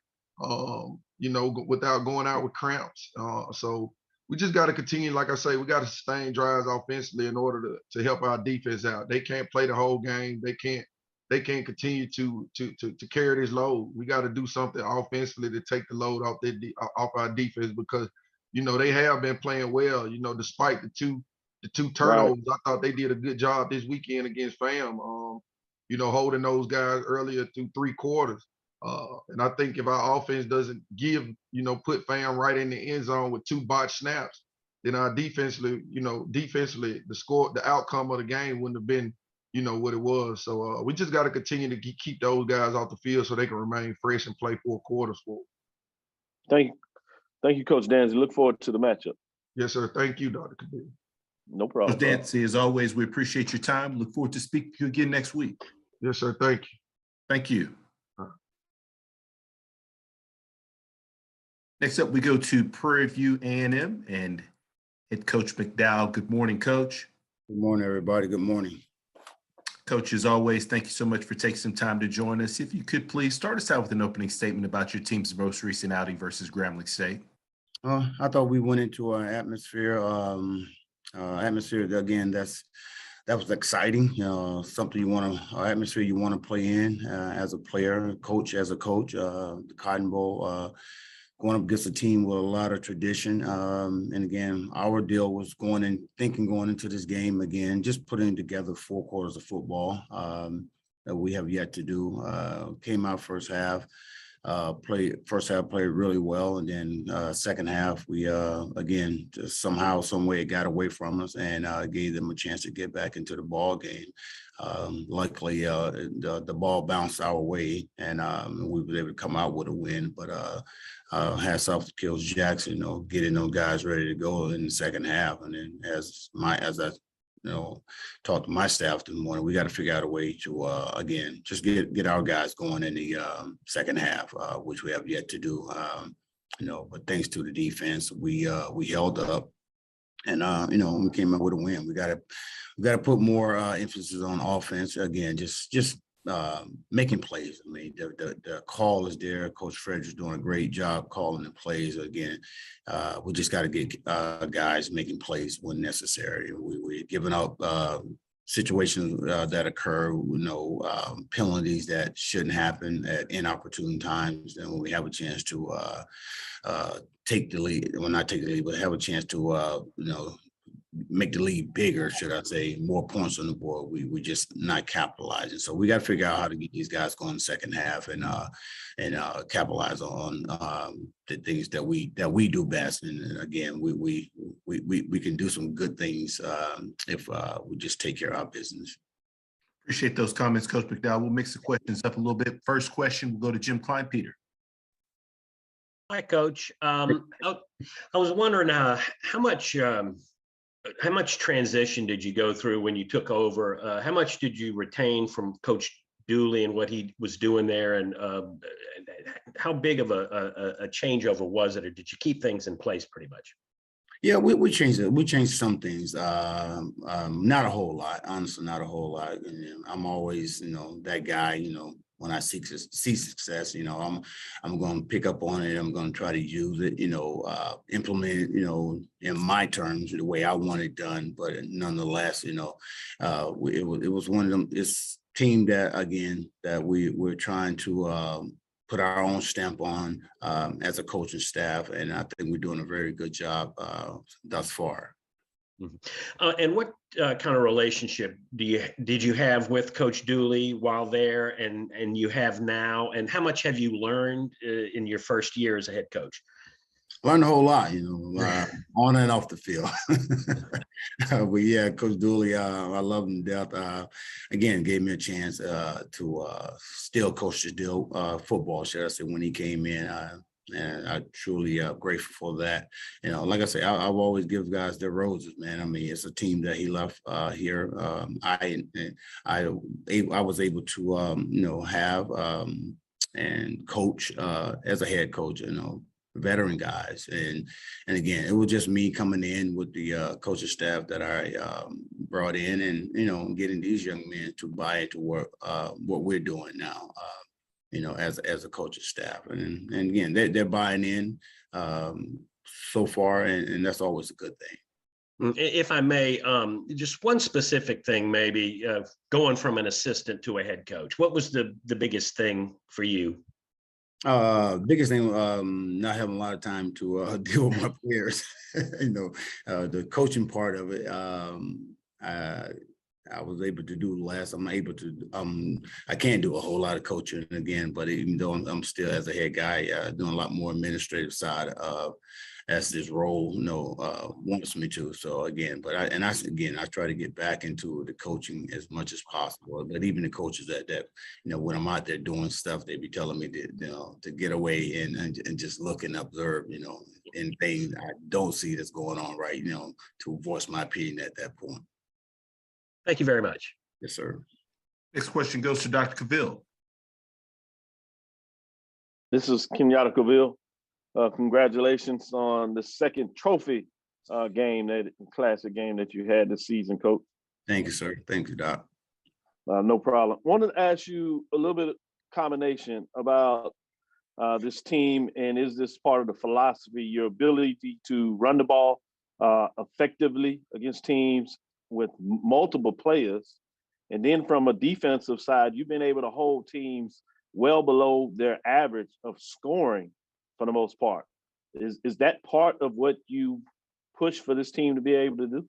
Absolutely. Again, I mean, we got a very veteran team, offense, and on the offensive side and the defensive side, we got to, as coaches, got to use these young men, to do just what you said, score points. Again, run the ball. I mean, we got some dudes in the backfield. We got a 1, 2, 3, 4, punch, with the running backs back there. And of course, everybody knows about our quarterback, Connell, who can also run it, if need be. Way better, whole lot better this year throwing the ball. Again, that's a testament to him going home in the summer, and working on that skill set, and he has improved dramatically defensively. God, and I say it all along, this is the first time since I've been here, we got dudes up front, players that, 3, 4 deep that can come in and make things happen. And you guys know as well as I know. Again, I played behind some great defensive linemen, on on the pro level and at the University of Miami. And that's where it starts at, those guys up front. And I tell them that all the time. I like, dude, we can't get this defense going without you guys. And they have accepted the challenge, and Coach Middleton and DC is making the right calls, and they're buying into it. Coach Jones, who was our other D-line coaches, making sure, they when they come on the sideline, they're not doing what they're supposed to do. He get them in the right position. And again, they go back out and execute it. Follow-up question is in terms of the next matchup, home game. Obviously, you come in the game with first place on the line. In terms of running back is the motto of this year. But with all that said, a lot of this is also going to be emotional for the players and to some degree, even the coaches. What are you thinking about in terms of the coaching perspective, head coach, of how you're going to try to manage those emotions of the team not maybe getting too high too quick in terms of this matchup this weekend? Yeah, and again, that starts today when we go out there on the field tonight and go through the corrections. And again, I stress that to the coaching staff. I mean, it's a big week. Guys know each other. Guys love Coach Dooley when he was here, so it's going to be an emotional week. But again, we gotta keep these emotions in check. And remember what's at task. What needs to be done, and that's to go out and play football for 4 quarters. Again, we have yet to do it for 4 quarters. And if we can do that, we can be really, really darn good. And I keep reiterating that to these young men, just so, hey, you know what, you guys are a good team, offense, defensively, even special teams, so much better this year. But again, we got to put it together for 4 quarters. When Southern comes in, we know the Jag Nation are going to bring their fans. We're going to have our fans. It may be like another homecoming, so it's going to be exciting. So for us as a coaching staff to keep these guys focused on the task at hand, again, just to win the football game, stay, and continue to be as good as we can be. But again, we can't do that, if our focus is somewhere else. Thank you, Coach. Good luck this weekend. Look forward to the matchup. Thanks, Doc. We've got time for one more quick question for Coach McDowell. That final question will go to James Hill. Hey, Coach, I hope you and the fellas are well. Just talk a little bit about that second quarter in the Grambling game. And then also real quickly, this weekend is a quality matchup and there's definitely a familiar face, what that will be like. Yeah, I mean, again, we played well the first half, I thought, going into the halftime, we can keep that momentum going into the third quarter, fourth quarter, but yet we have yet to do that. And again, that's on us as coaches to find a way to get these guys, playing at a high level, for 4 quarters, man. And I think if we do that, I think we can be pretty darn good as a unit, as a team. And again, I say unit meaning special team, offense, defensively. Coach Dooley coming in again. The emotion is going to be high, as we talked about earlier. We know what he's about. We know he can throw the ball. We know he's an offensive guru.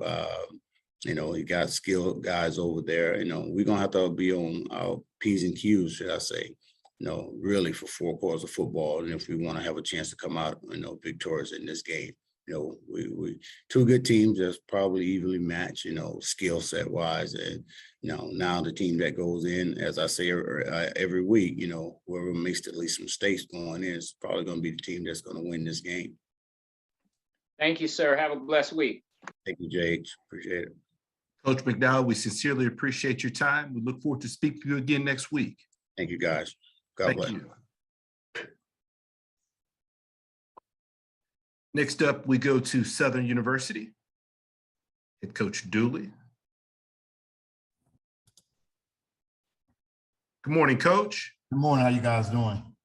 Doing great, Coach. As always, thank you so much for taking some time out of your schedule to join us. Coach Dooley, if you could please start us out with an opening statement about your team's most recent outing versus Arkansas Pine Bluff.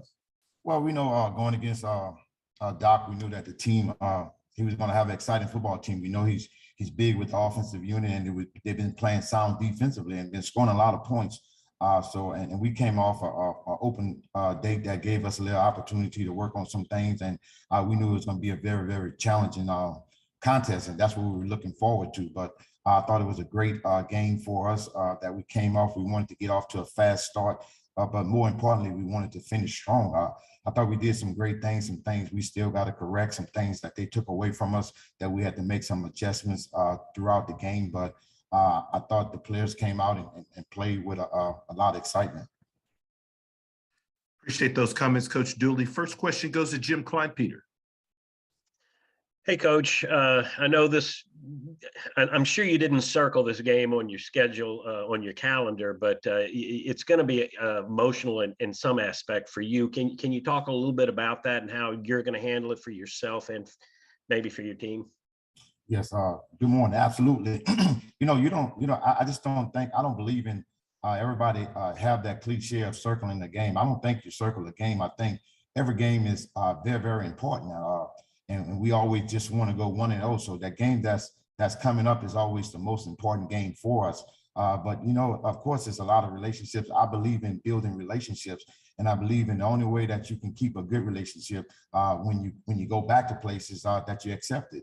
So yeah, it's a lot of guys there that I recruited, a lot of coaches that I coached and worked with. So there's no question about it. And I know it's just going to be a well fought game, a hard fought game with I would say two good football teams and two well-established coaching staffs. Do you kind of look at it like you're going to be matching wits with Coach McDowell and something that y'all did probably in practice when you were practicing against with your units in the past 4 years? Is it going to be kind of like that, or? Well, no, because it's all for keeps right here. It's totally different. But when you think about it, Coach McDowell and I go way back. We had the opportunity to always compete against each other. He's been in the conference for a long time, and so have I. Great relationship, great friends. So, no, I don't look at it as a practice type thing. I just look at, two well-coached football teams that's going to come out and compete for 60 minutes. Thank you. Next question goes to Dr. Cavill. This is Kenyatta Cavill with Dr. Cavill's Inside the HBCU Sports Lab. Good morning, Coach Dooley. Doc, how you doing? I'm doing well. A lot of folks are going to have this as a top 10 matchup until the poll rankings in terms of the quality of teams and what they put out early this year thus far. But I wanted to ask you about Jason Dumas and his way to come in and be a part of this team, but the heart that he brings to it that quietly people may not realize in terms of him being in the center of that defense. Talk a little about what makes him so special. He is a guy that's going to give you a boost. There's no question about it. But he's a great football player. When you think of a young man that put so much time into it.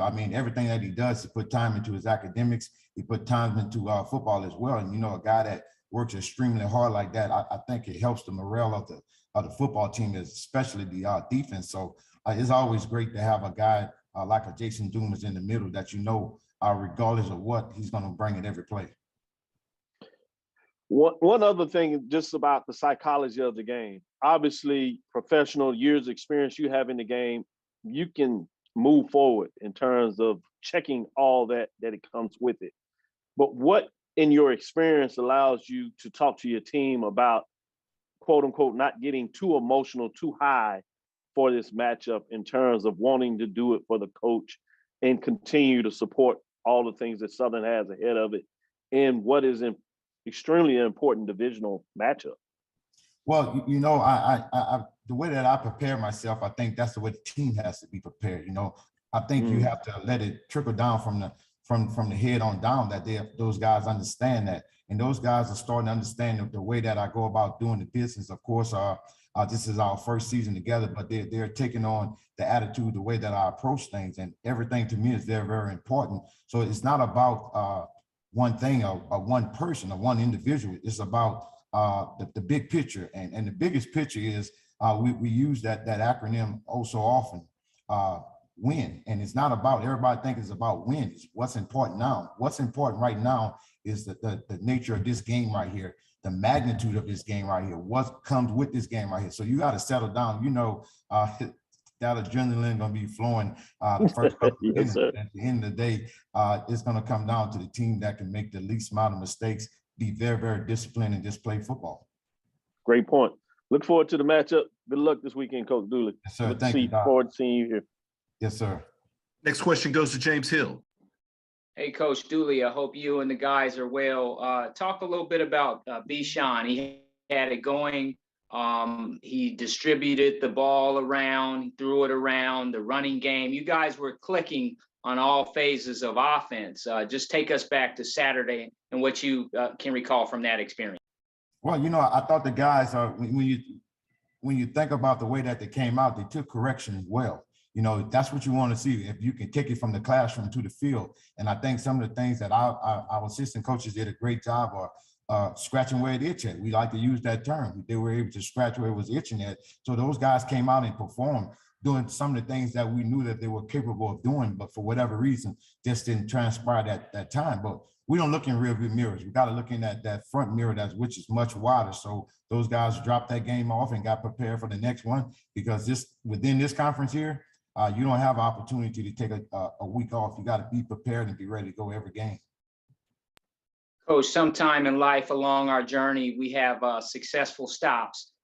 This Saturday, you'll be able to look over across the field and see a place where you had success and you've moved forward and you're successful now. Just talk about what you can envision, and it's a football game, and the opportunity you have in front of you. I'm a person that envision a whole lot, but sometimes right now I got that very tunnel vision right now. The only thing that I can think is preparing this football team to go for 60 minutes, because it's going to be a contest. There's no question about that. And it's not going to be a contest because I left that place or what's going on. A lot of guys I have a relationship. It's because you're talking about two well-coached football teams that's vying to get to one spot, and that's what the whole conference is all about. So all that is going to be good, I think, and excuse me, all that's great for the media, but at the end of the day, both football teams got to line down and get ready to play football for 60 minutes and make sure that they play very, very sound and disciplined football. Thank you, sir. Have a blessed week, and we look forward to talking with you soon. Thank you. Final question goes to Perry Daniels. Good morning, Coach Dooley. Good morning. How you doing? I'm doing well, sir. Thank you for asking. What was your biggest takeaway from Saturday's victory? My biggest takeaway from Saturday's victory that we had too many penalties, and that we got to cut down on that.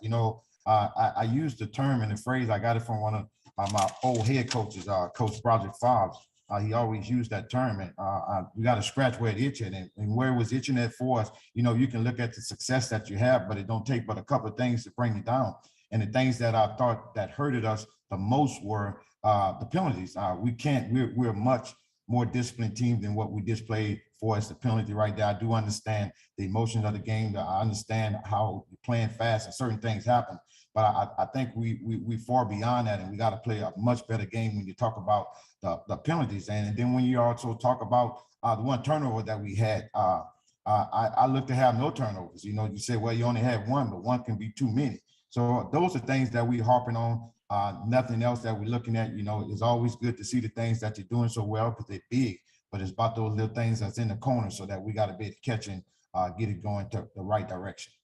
And lastly, who on that Prairie View A&M roster are you telling your locker room right now that they should be aware of?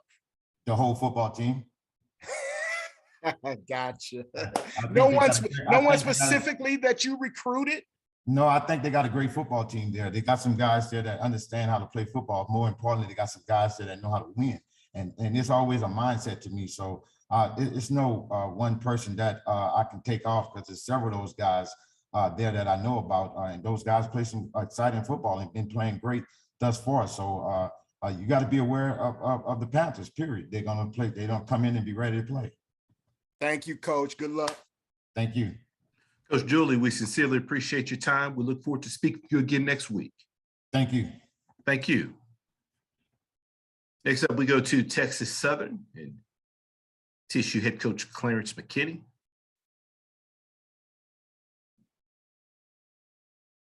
You see we have Coach there with us. Good morning, Coach. Good morning. How's it going? Doing great, Coach. Thank you for asking. Coach, if you could please start us out with an opening statement about your team's most recent outing versus Alabama State. Yeah, tough loss for us this past weekend. Felt like a game we had under control for most of the game, and a turnover and a touchdown cost us the game. Thought offensively, we did a really good job of being who we are and converting on third downs and keeping the ball. Time of possession showed that. And then defensively, thought we played well enough to win. We were bend but don't break. But when we needed to bend the most, we didn't get the job done. Appreciate those comments, Coach McKinney. First question goes to IC Morrell. Coach McKinney, how you doing? Doing well. How about yourself? Just fine, sir. Thanks very much. Look, I know it was a 3-point loss to Alabama State, but in what areas do you think you've helped this you've helped this Texas Southern football program grow the most? I just think we've laid a solid foundation, playing quite a bit of young guys. We played a large freshman on last year, and we're playing a large group of redshirt freshmen and sophomores on this year. We brought in some talented kids that are used to winning, and I think they're gaining the experience of at this level, and the sky's the limit for us. Yeah. Your quarterback, Andrew Bodie, what does he do well?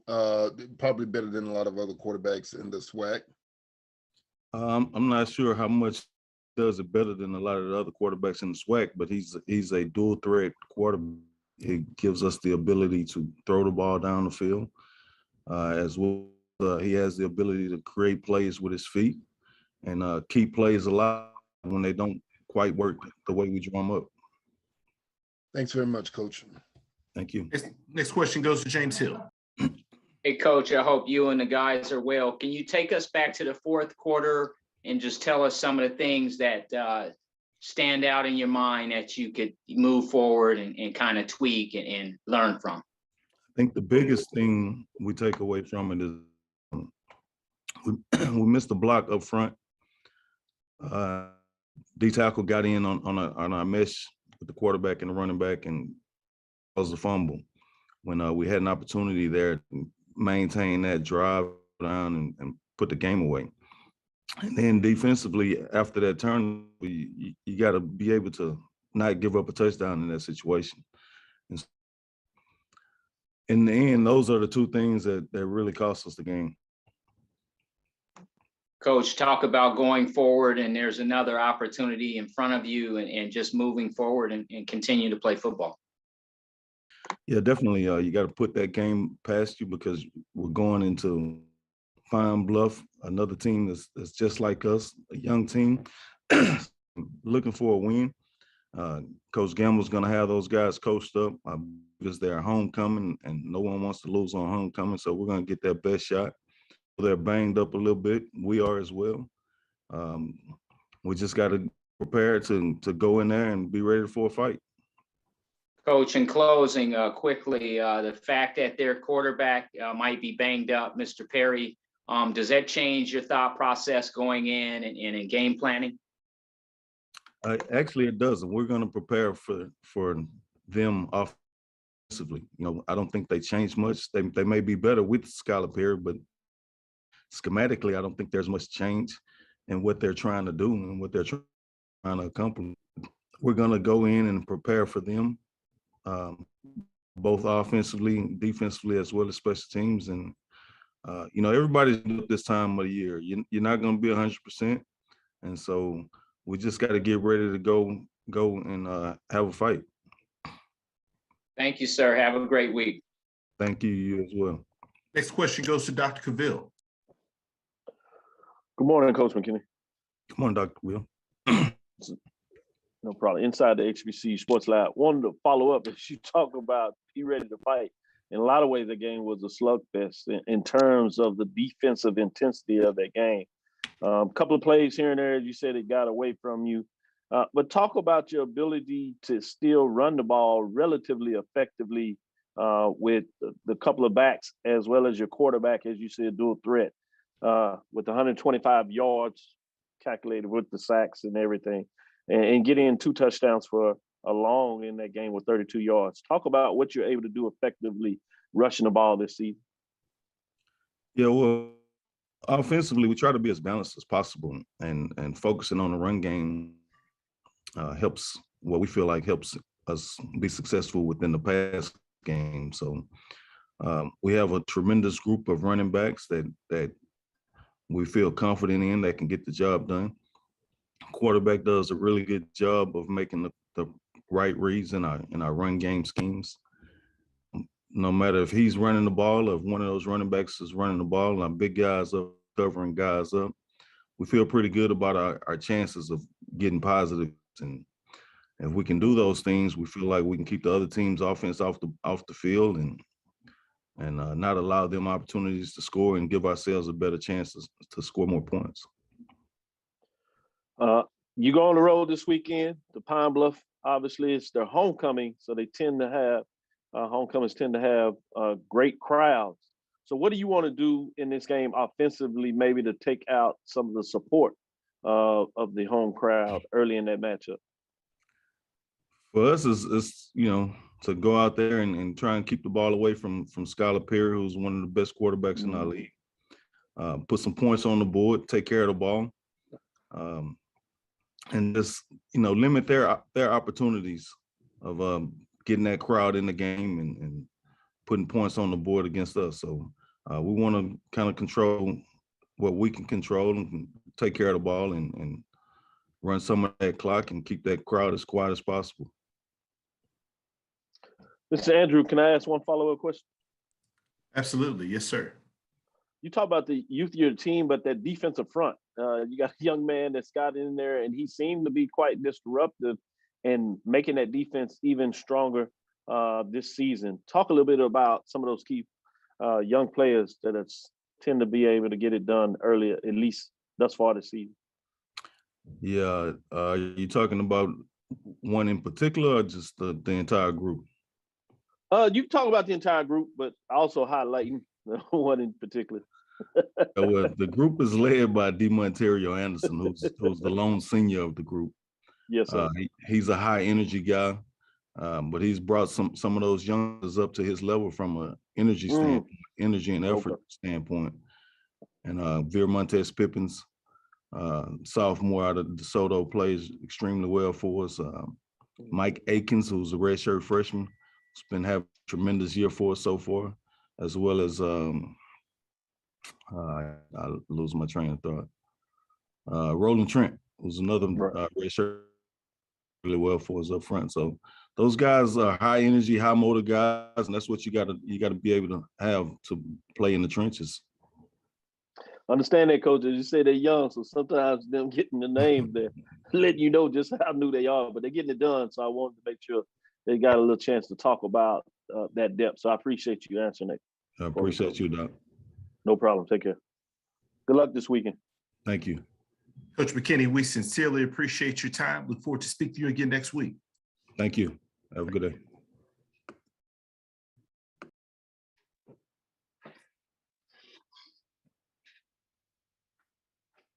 All right, next we head to Jackson State. Once again, for our media that are on the call, please utilize the raise your hand feature to get your questions in the queue for Coach.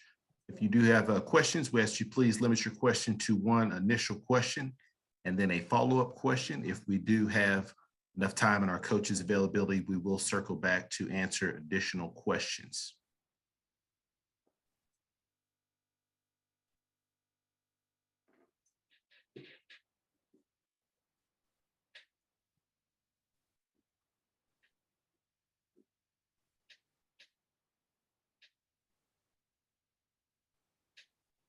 And just as a reminder, we will send out the recording of today's media session. For some reason you aren't on our distribution list, you can email a.roberts@swac.org to request the recording.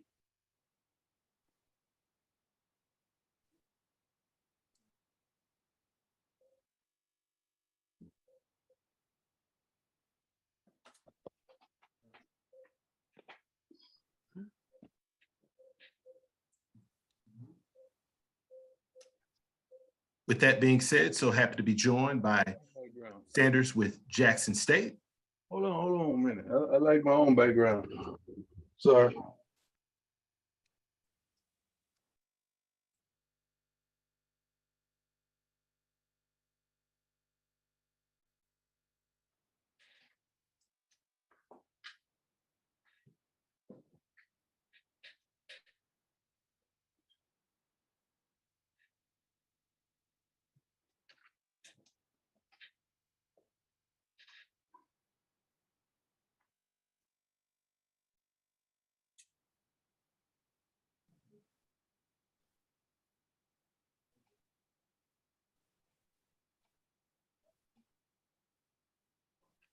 Do appreciate everyone's patience. We'll be joined by Coach Sanders here momentarily.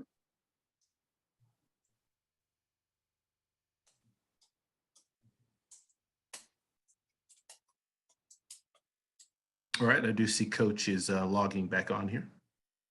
Appreciate everyone's patience.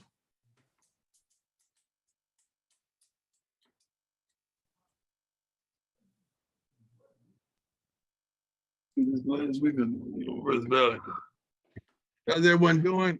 Good morning, Coach. Good morning to everyone. God bless you. Hope you're having a wonderful day. God, He is good. You all know that. Let's get going. Wonderful bye week. Worked our butts off. Got a break. We healed up pretty nicely. Several guys are may play this week, which is great for us. We're looking forward to being the homecoming for Alabama State. We can't wait to be their homecoming. We're looking forward to going down to Alabama to be their homecoming. So this is going to be a great game because we are the homecoming. Appreciate those opening comments. Coach Sanders will now open it up for questions. First question goes to Charles Bishop. Good morning, Coach. How are you doing? How you doing, sir? I want to start off, Shedeur Sanders, through the first 4 games, his numbers have been eye-popping. And over the bye week, Jackson State, they rolled out the Hayden-Payton campaign. And I wanted to just ask you the importance of at least having the conversation with regards to Shedeur's numbers. It's very important. I mean, our whole fight is for equality. It seems like that's what we're trying to garnish. That's what we're trying to equate ourselves to. And when you release a campaign like that, it's pretty sad for many of our people to comment like we're not on the same level. I don't understand, especially when a guy like myself knows a little bit about football. And I know when I see a player that's a pro, or I see a player that's not a pro. And so many guys in HBCU football, I've said since I've been here, that guy can play. Those guys can play. That guy can coach. But all of a sudden now we don't know what we're talking about. Don't understand it whatsoever. I'm happy with the campaign. I am truly happy with rolling it out like that. And I just hope it's supported. But only way we can support it is he does his job. Sure thing, Coach. Another quick follow-up. From a coaching perspective, do you have a preference as to where you see the bye within the scheduling model? Jackson State now has the potential for 7, potentially 8 weeks of consecutive play. I like that. I like that. Ain't nothing wrong with that to me, especially when you're rolling, when you're playing good and you got a good rhythm, you got offense is clicking on all cylinders, the defense is really doing their jobs. You don't want to bye, but a bye does help you get back healthy expeditiously when the guys can really dedicate and focus themselves to their bodies and not being out there on the field, but they got to do a little conditioning as well. And the way we practice, I mean, we go full speed, but we're not out there long. I don't think we're on the field over an hour and a half, but we work in the hour and a half that we go. We study film. We really teach and preach and just live in that football world. So a bye is, I like it, but I'm not saying I love it at certain times, but I'm with it because you got to heal. Sure thing. Appreciate it, Coach. Thank you, my man. Keep up doing the good work. Keep on doing a good job. I'm sorry. Yes, sir. Will do. Next up, we'll mix in some more questions. Next question goes to John Bryce. Hey, Coach Prom, appreciate the opportunity to visit with you here. John Bryce from Football Scoop. I was struck by your comments last week about how important it is for you to not only uplift your own coaches, but other HBCU and FCS coaches. Where does that come from? Why is that so important for you? That's who I've always been. I mean, when I played the game, contrary to what many would think, I never spoke ill of not one opponent ever in my life, in my career, ever said nothing derogatory about my opponent. I don't care how they attacked me, what they said about me. I would always build that guy up because I've never been insecure about anything. I know who I am and I know what God gave me. And I know how to exercise and utilize my gifts. So for me to down another person, what sense does that make? I'd rather lift the guy up and elevate those guys. And I wasn't just doing it just to do it. These coaches in the SWAC and FCS can coach their butts off, but they rarely get opportunities. And hopefully we can advance and give them opportunities. These kids can play. We show you that. How can a guy can play at a certain level, but the coach can't coach at another level? I don't understand that philosophy. I don't understand why we think that it should be that way. It's not. I want all these guys to think about elevation. And then my one follow-up would be, you use your platform, like you just said, very visibly. Not only how important is that for fellow coaches, how important is that for your young players, your sons or otherwise, to see how you utilize your platform?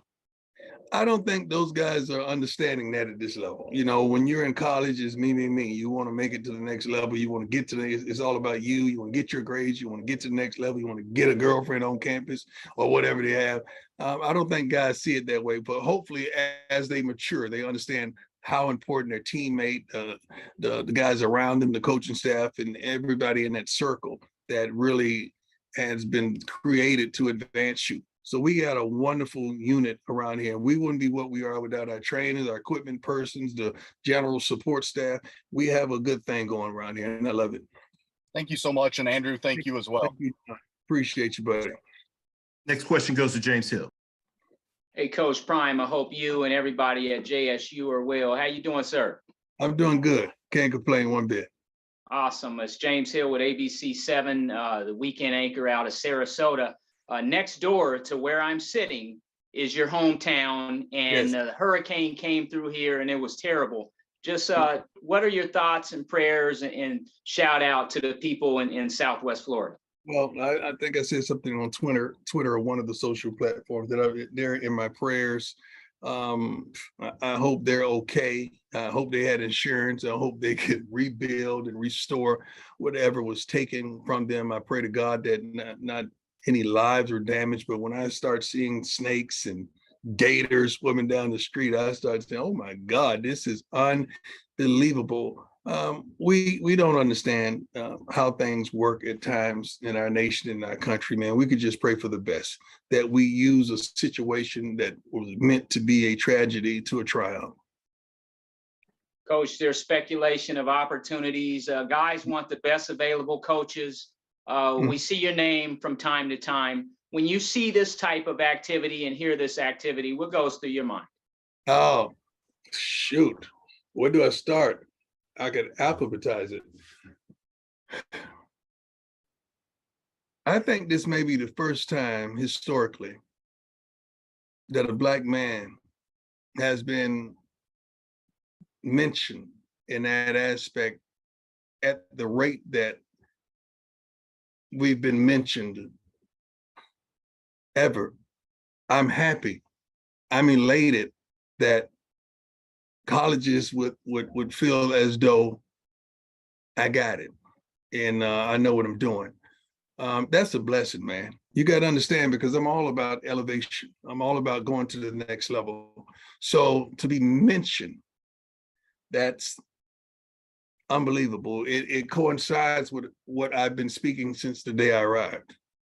I believe in changing the darn game. I think just to be mentioned is a game changer. Thank you. Have a blessed week. Alabama State University, next stop. Oh, yes, Lord. You should come. Next question goes to Dr. Cavill. This is Kenyatta Cavill with Inside the HBC Sports Lab. Good afternoon, Coach Sanders. Coach Prime. How you doing, Jerry? I'm doing well. I'm doing well. You talk about elevation. The standard is the standard, and you put that on many different levels. It's not just the players, coaches, fans, administration, conferences, FCS, NCAA. At every level, you have an expectation. What is the next step, particularly in this case for your players? What do you want to see them do through the next 7, possibly 9 games of the season? Dominate.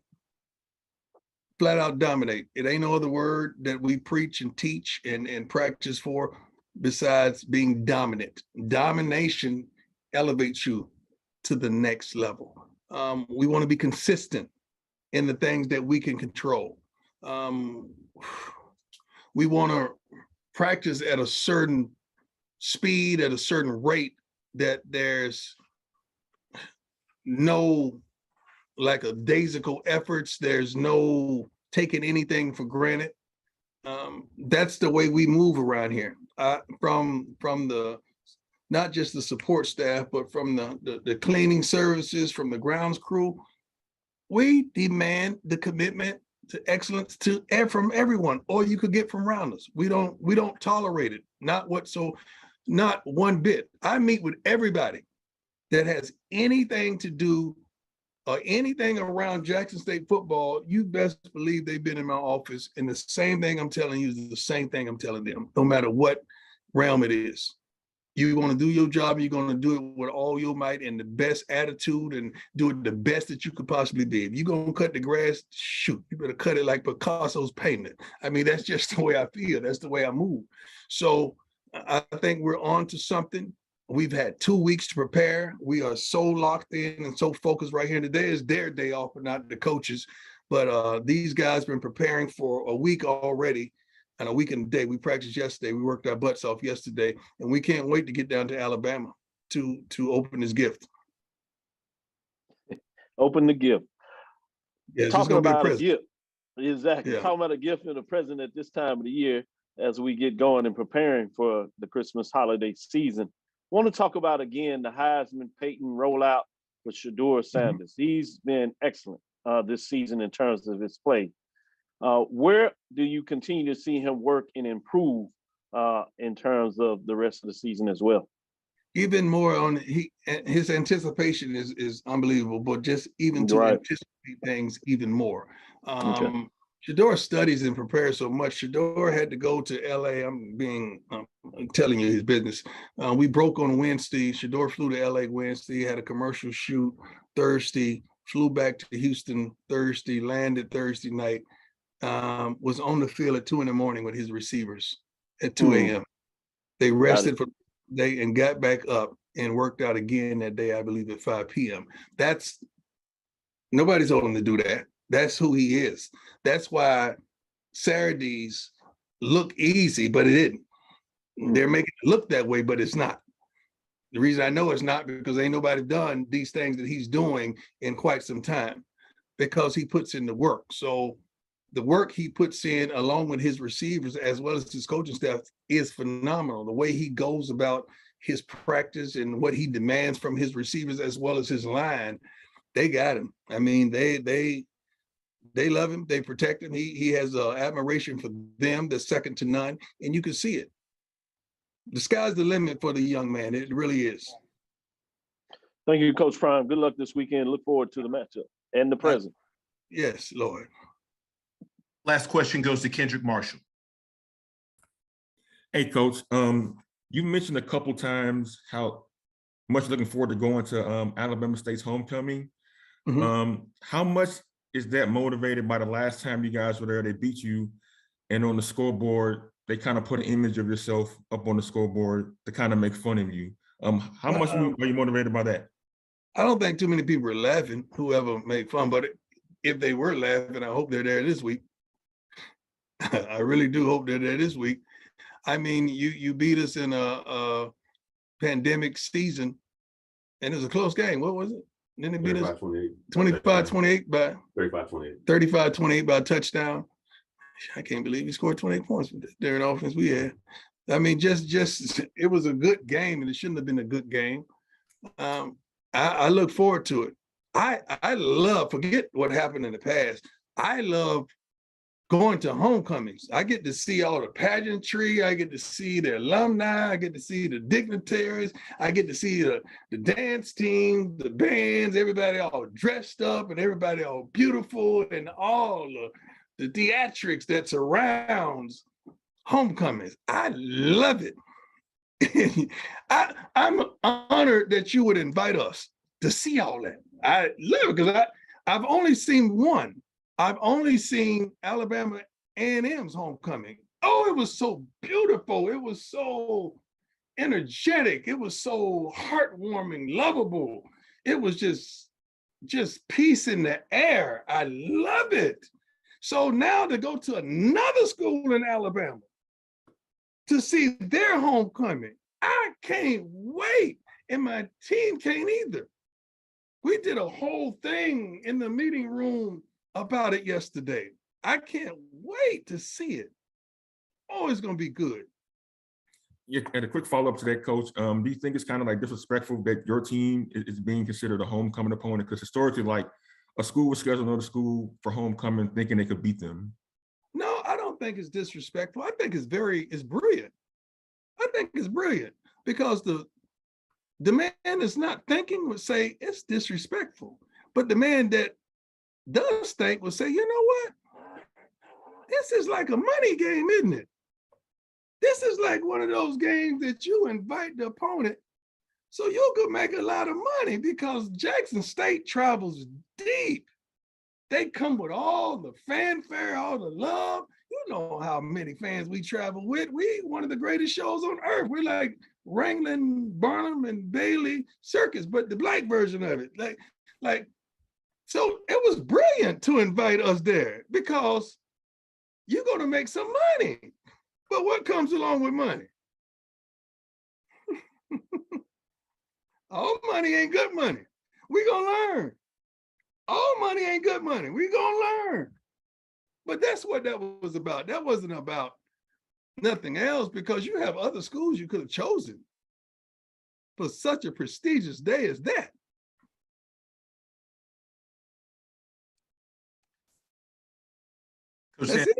Coach Sanders, we sincerely appreciate your time. Look forward to speaking to you again next week. He ain't say bye. I mean, could you at least say bye? No. Have a great one, Coach. God bless y'all. Can't wait to see you. Just a quick reminder to our media, we will share the recording of this call here as soon as it's done processing on Zoom. We appreciate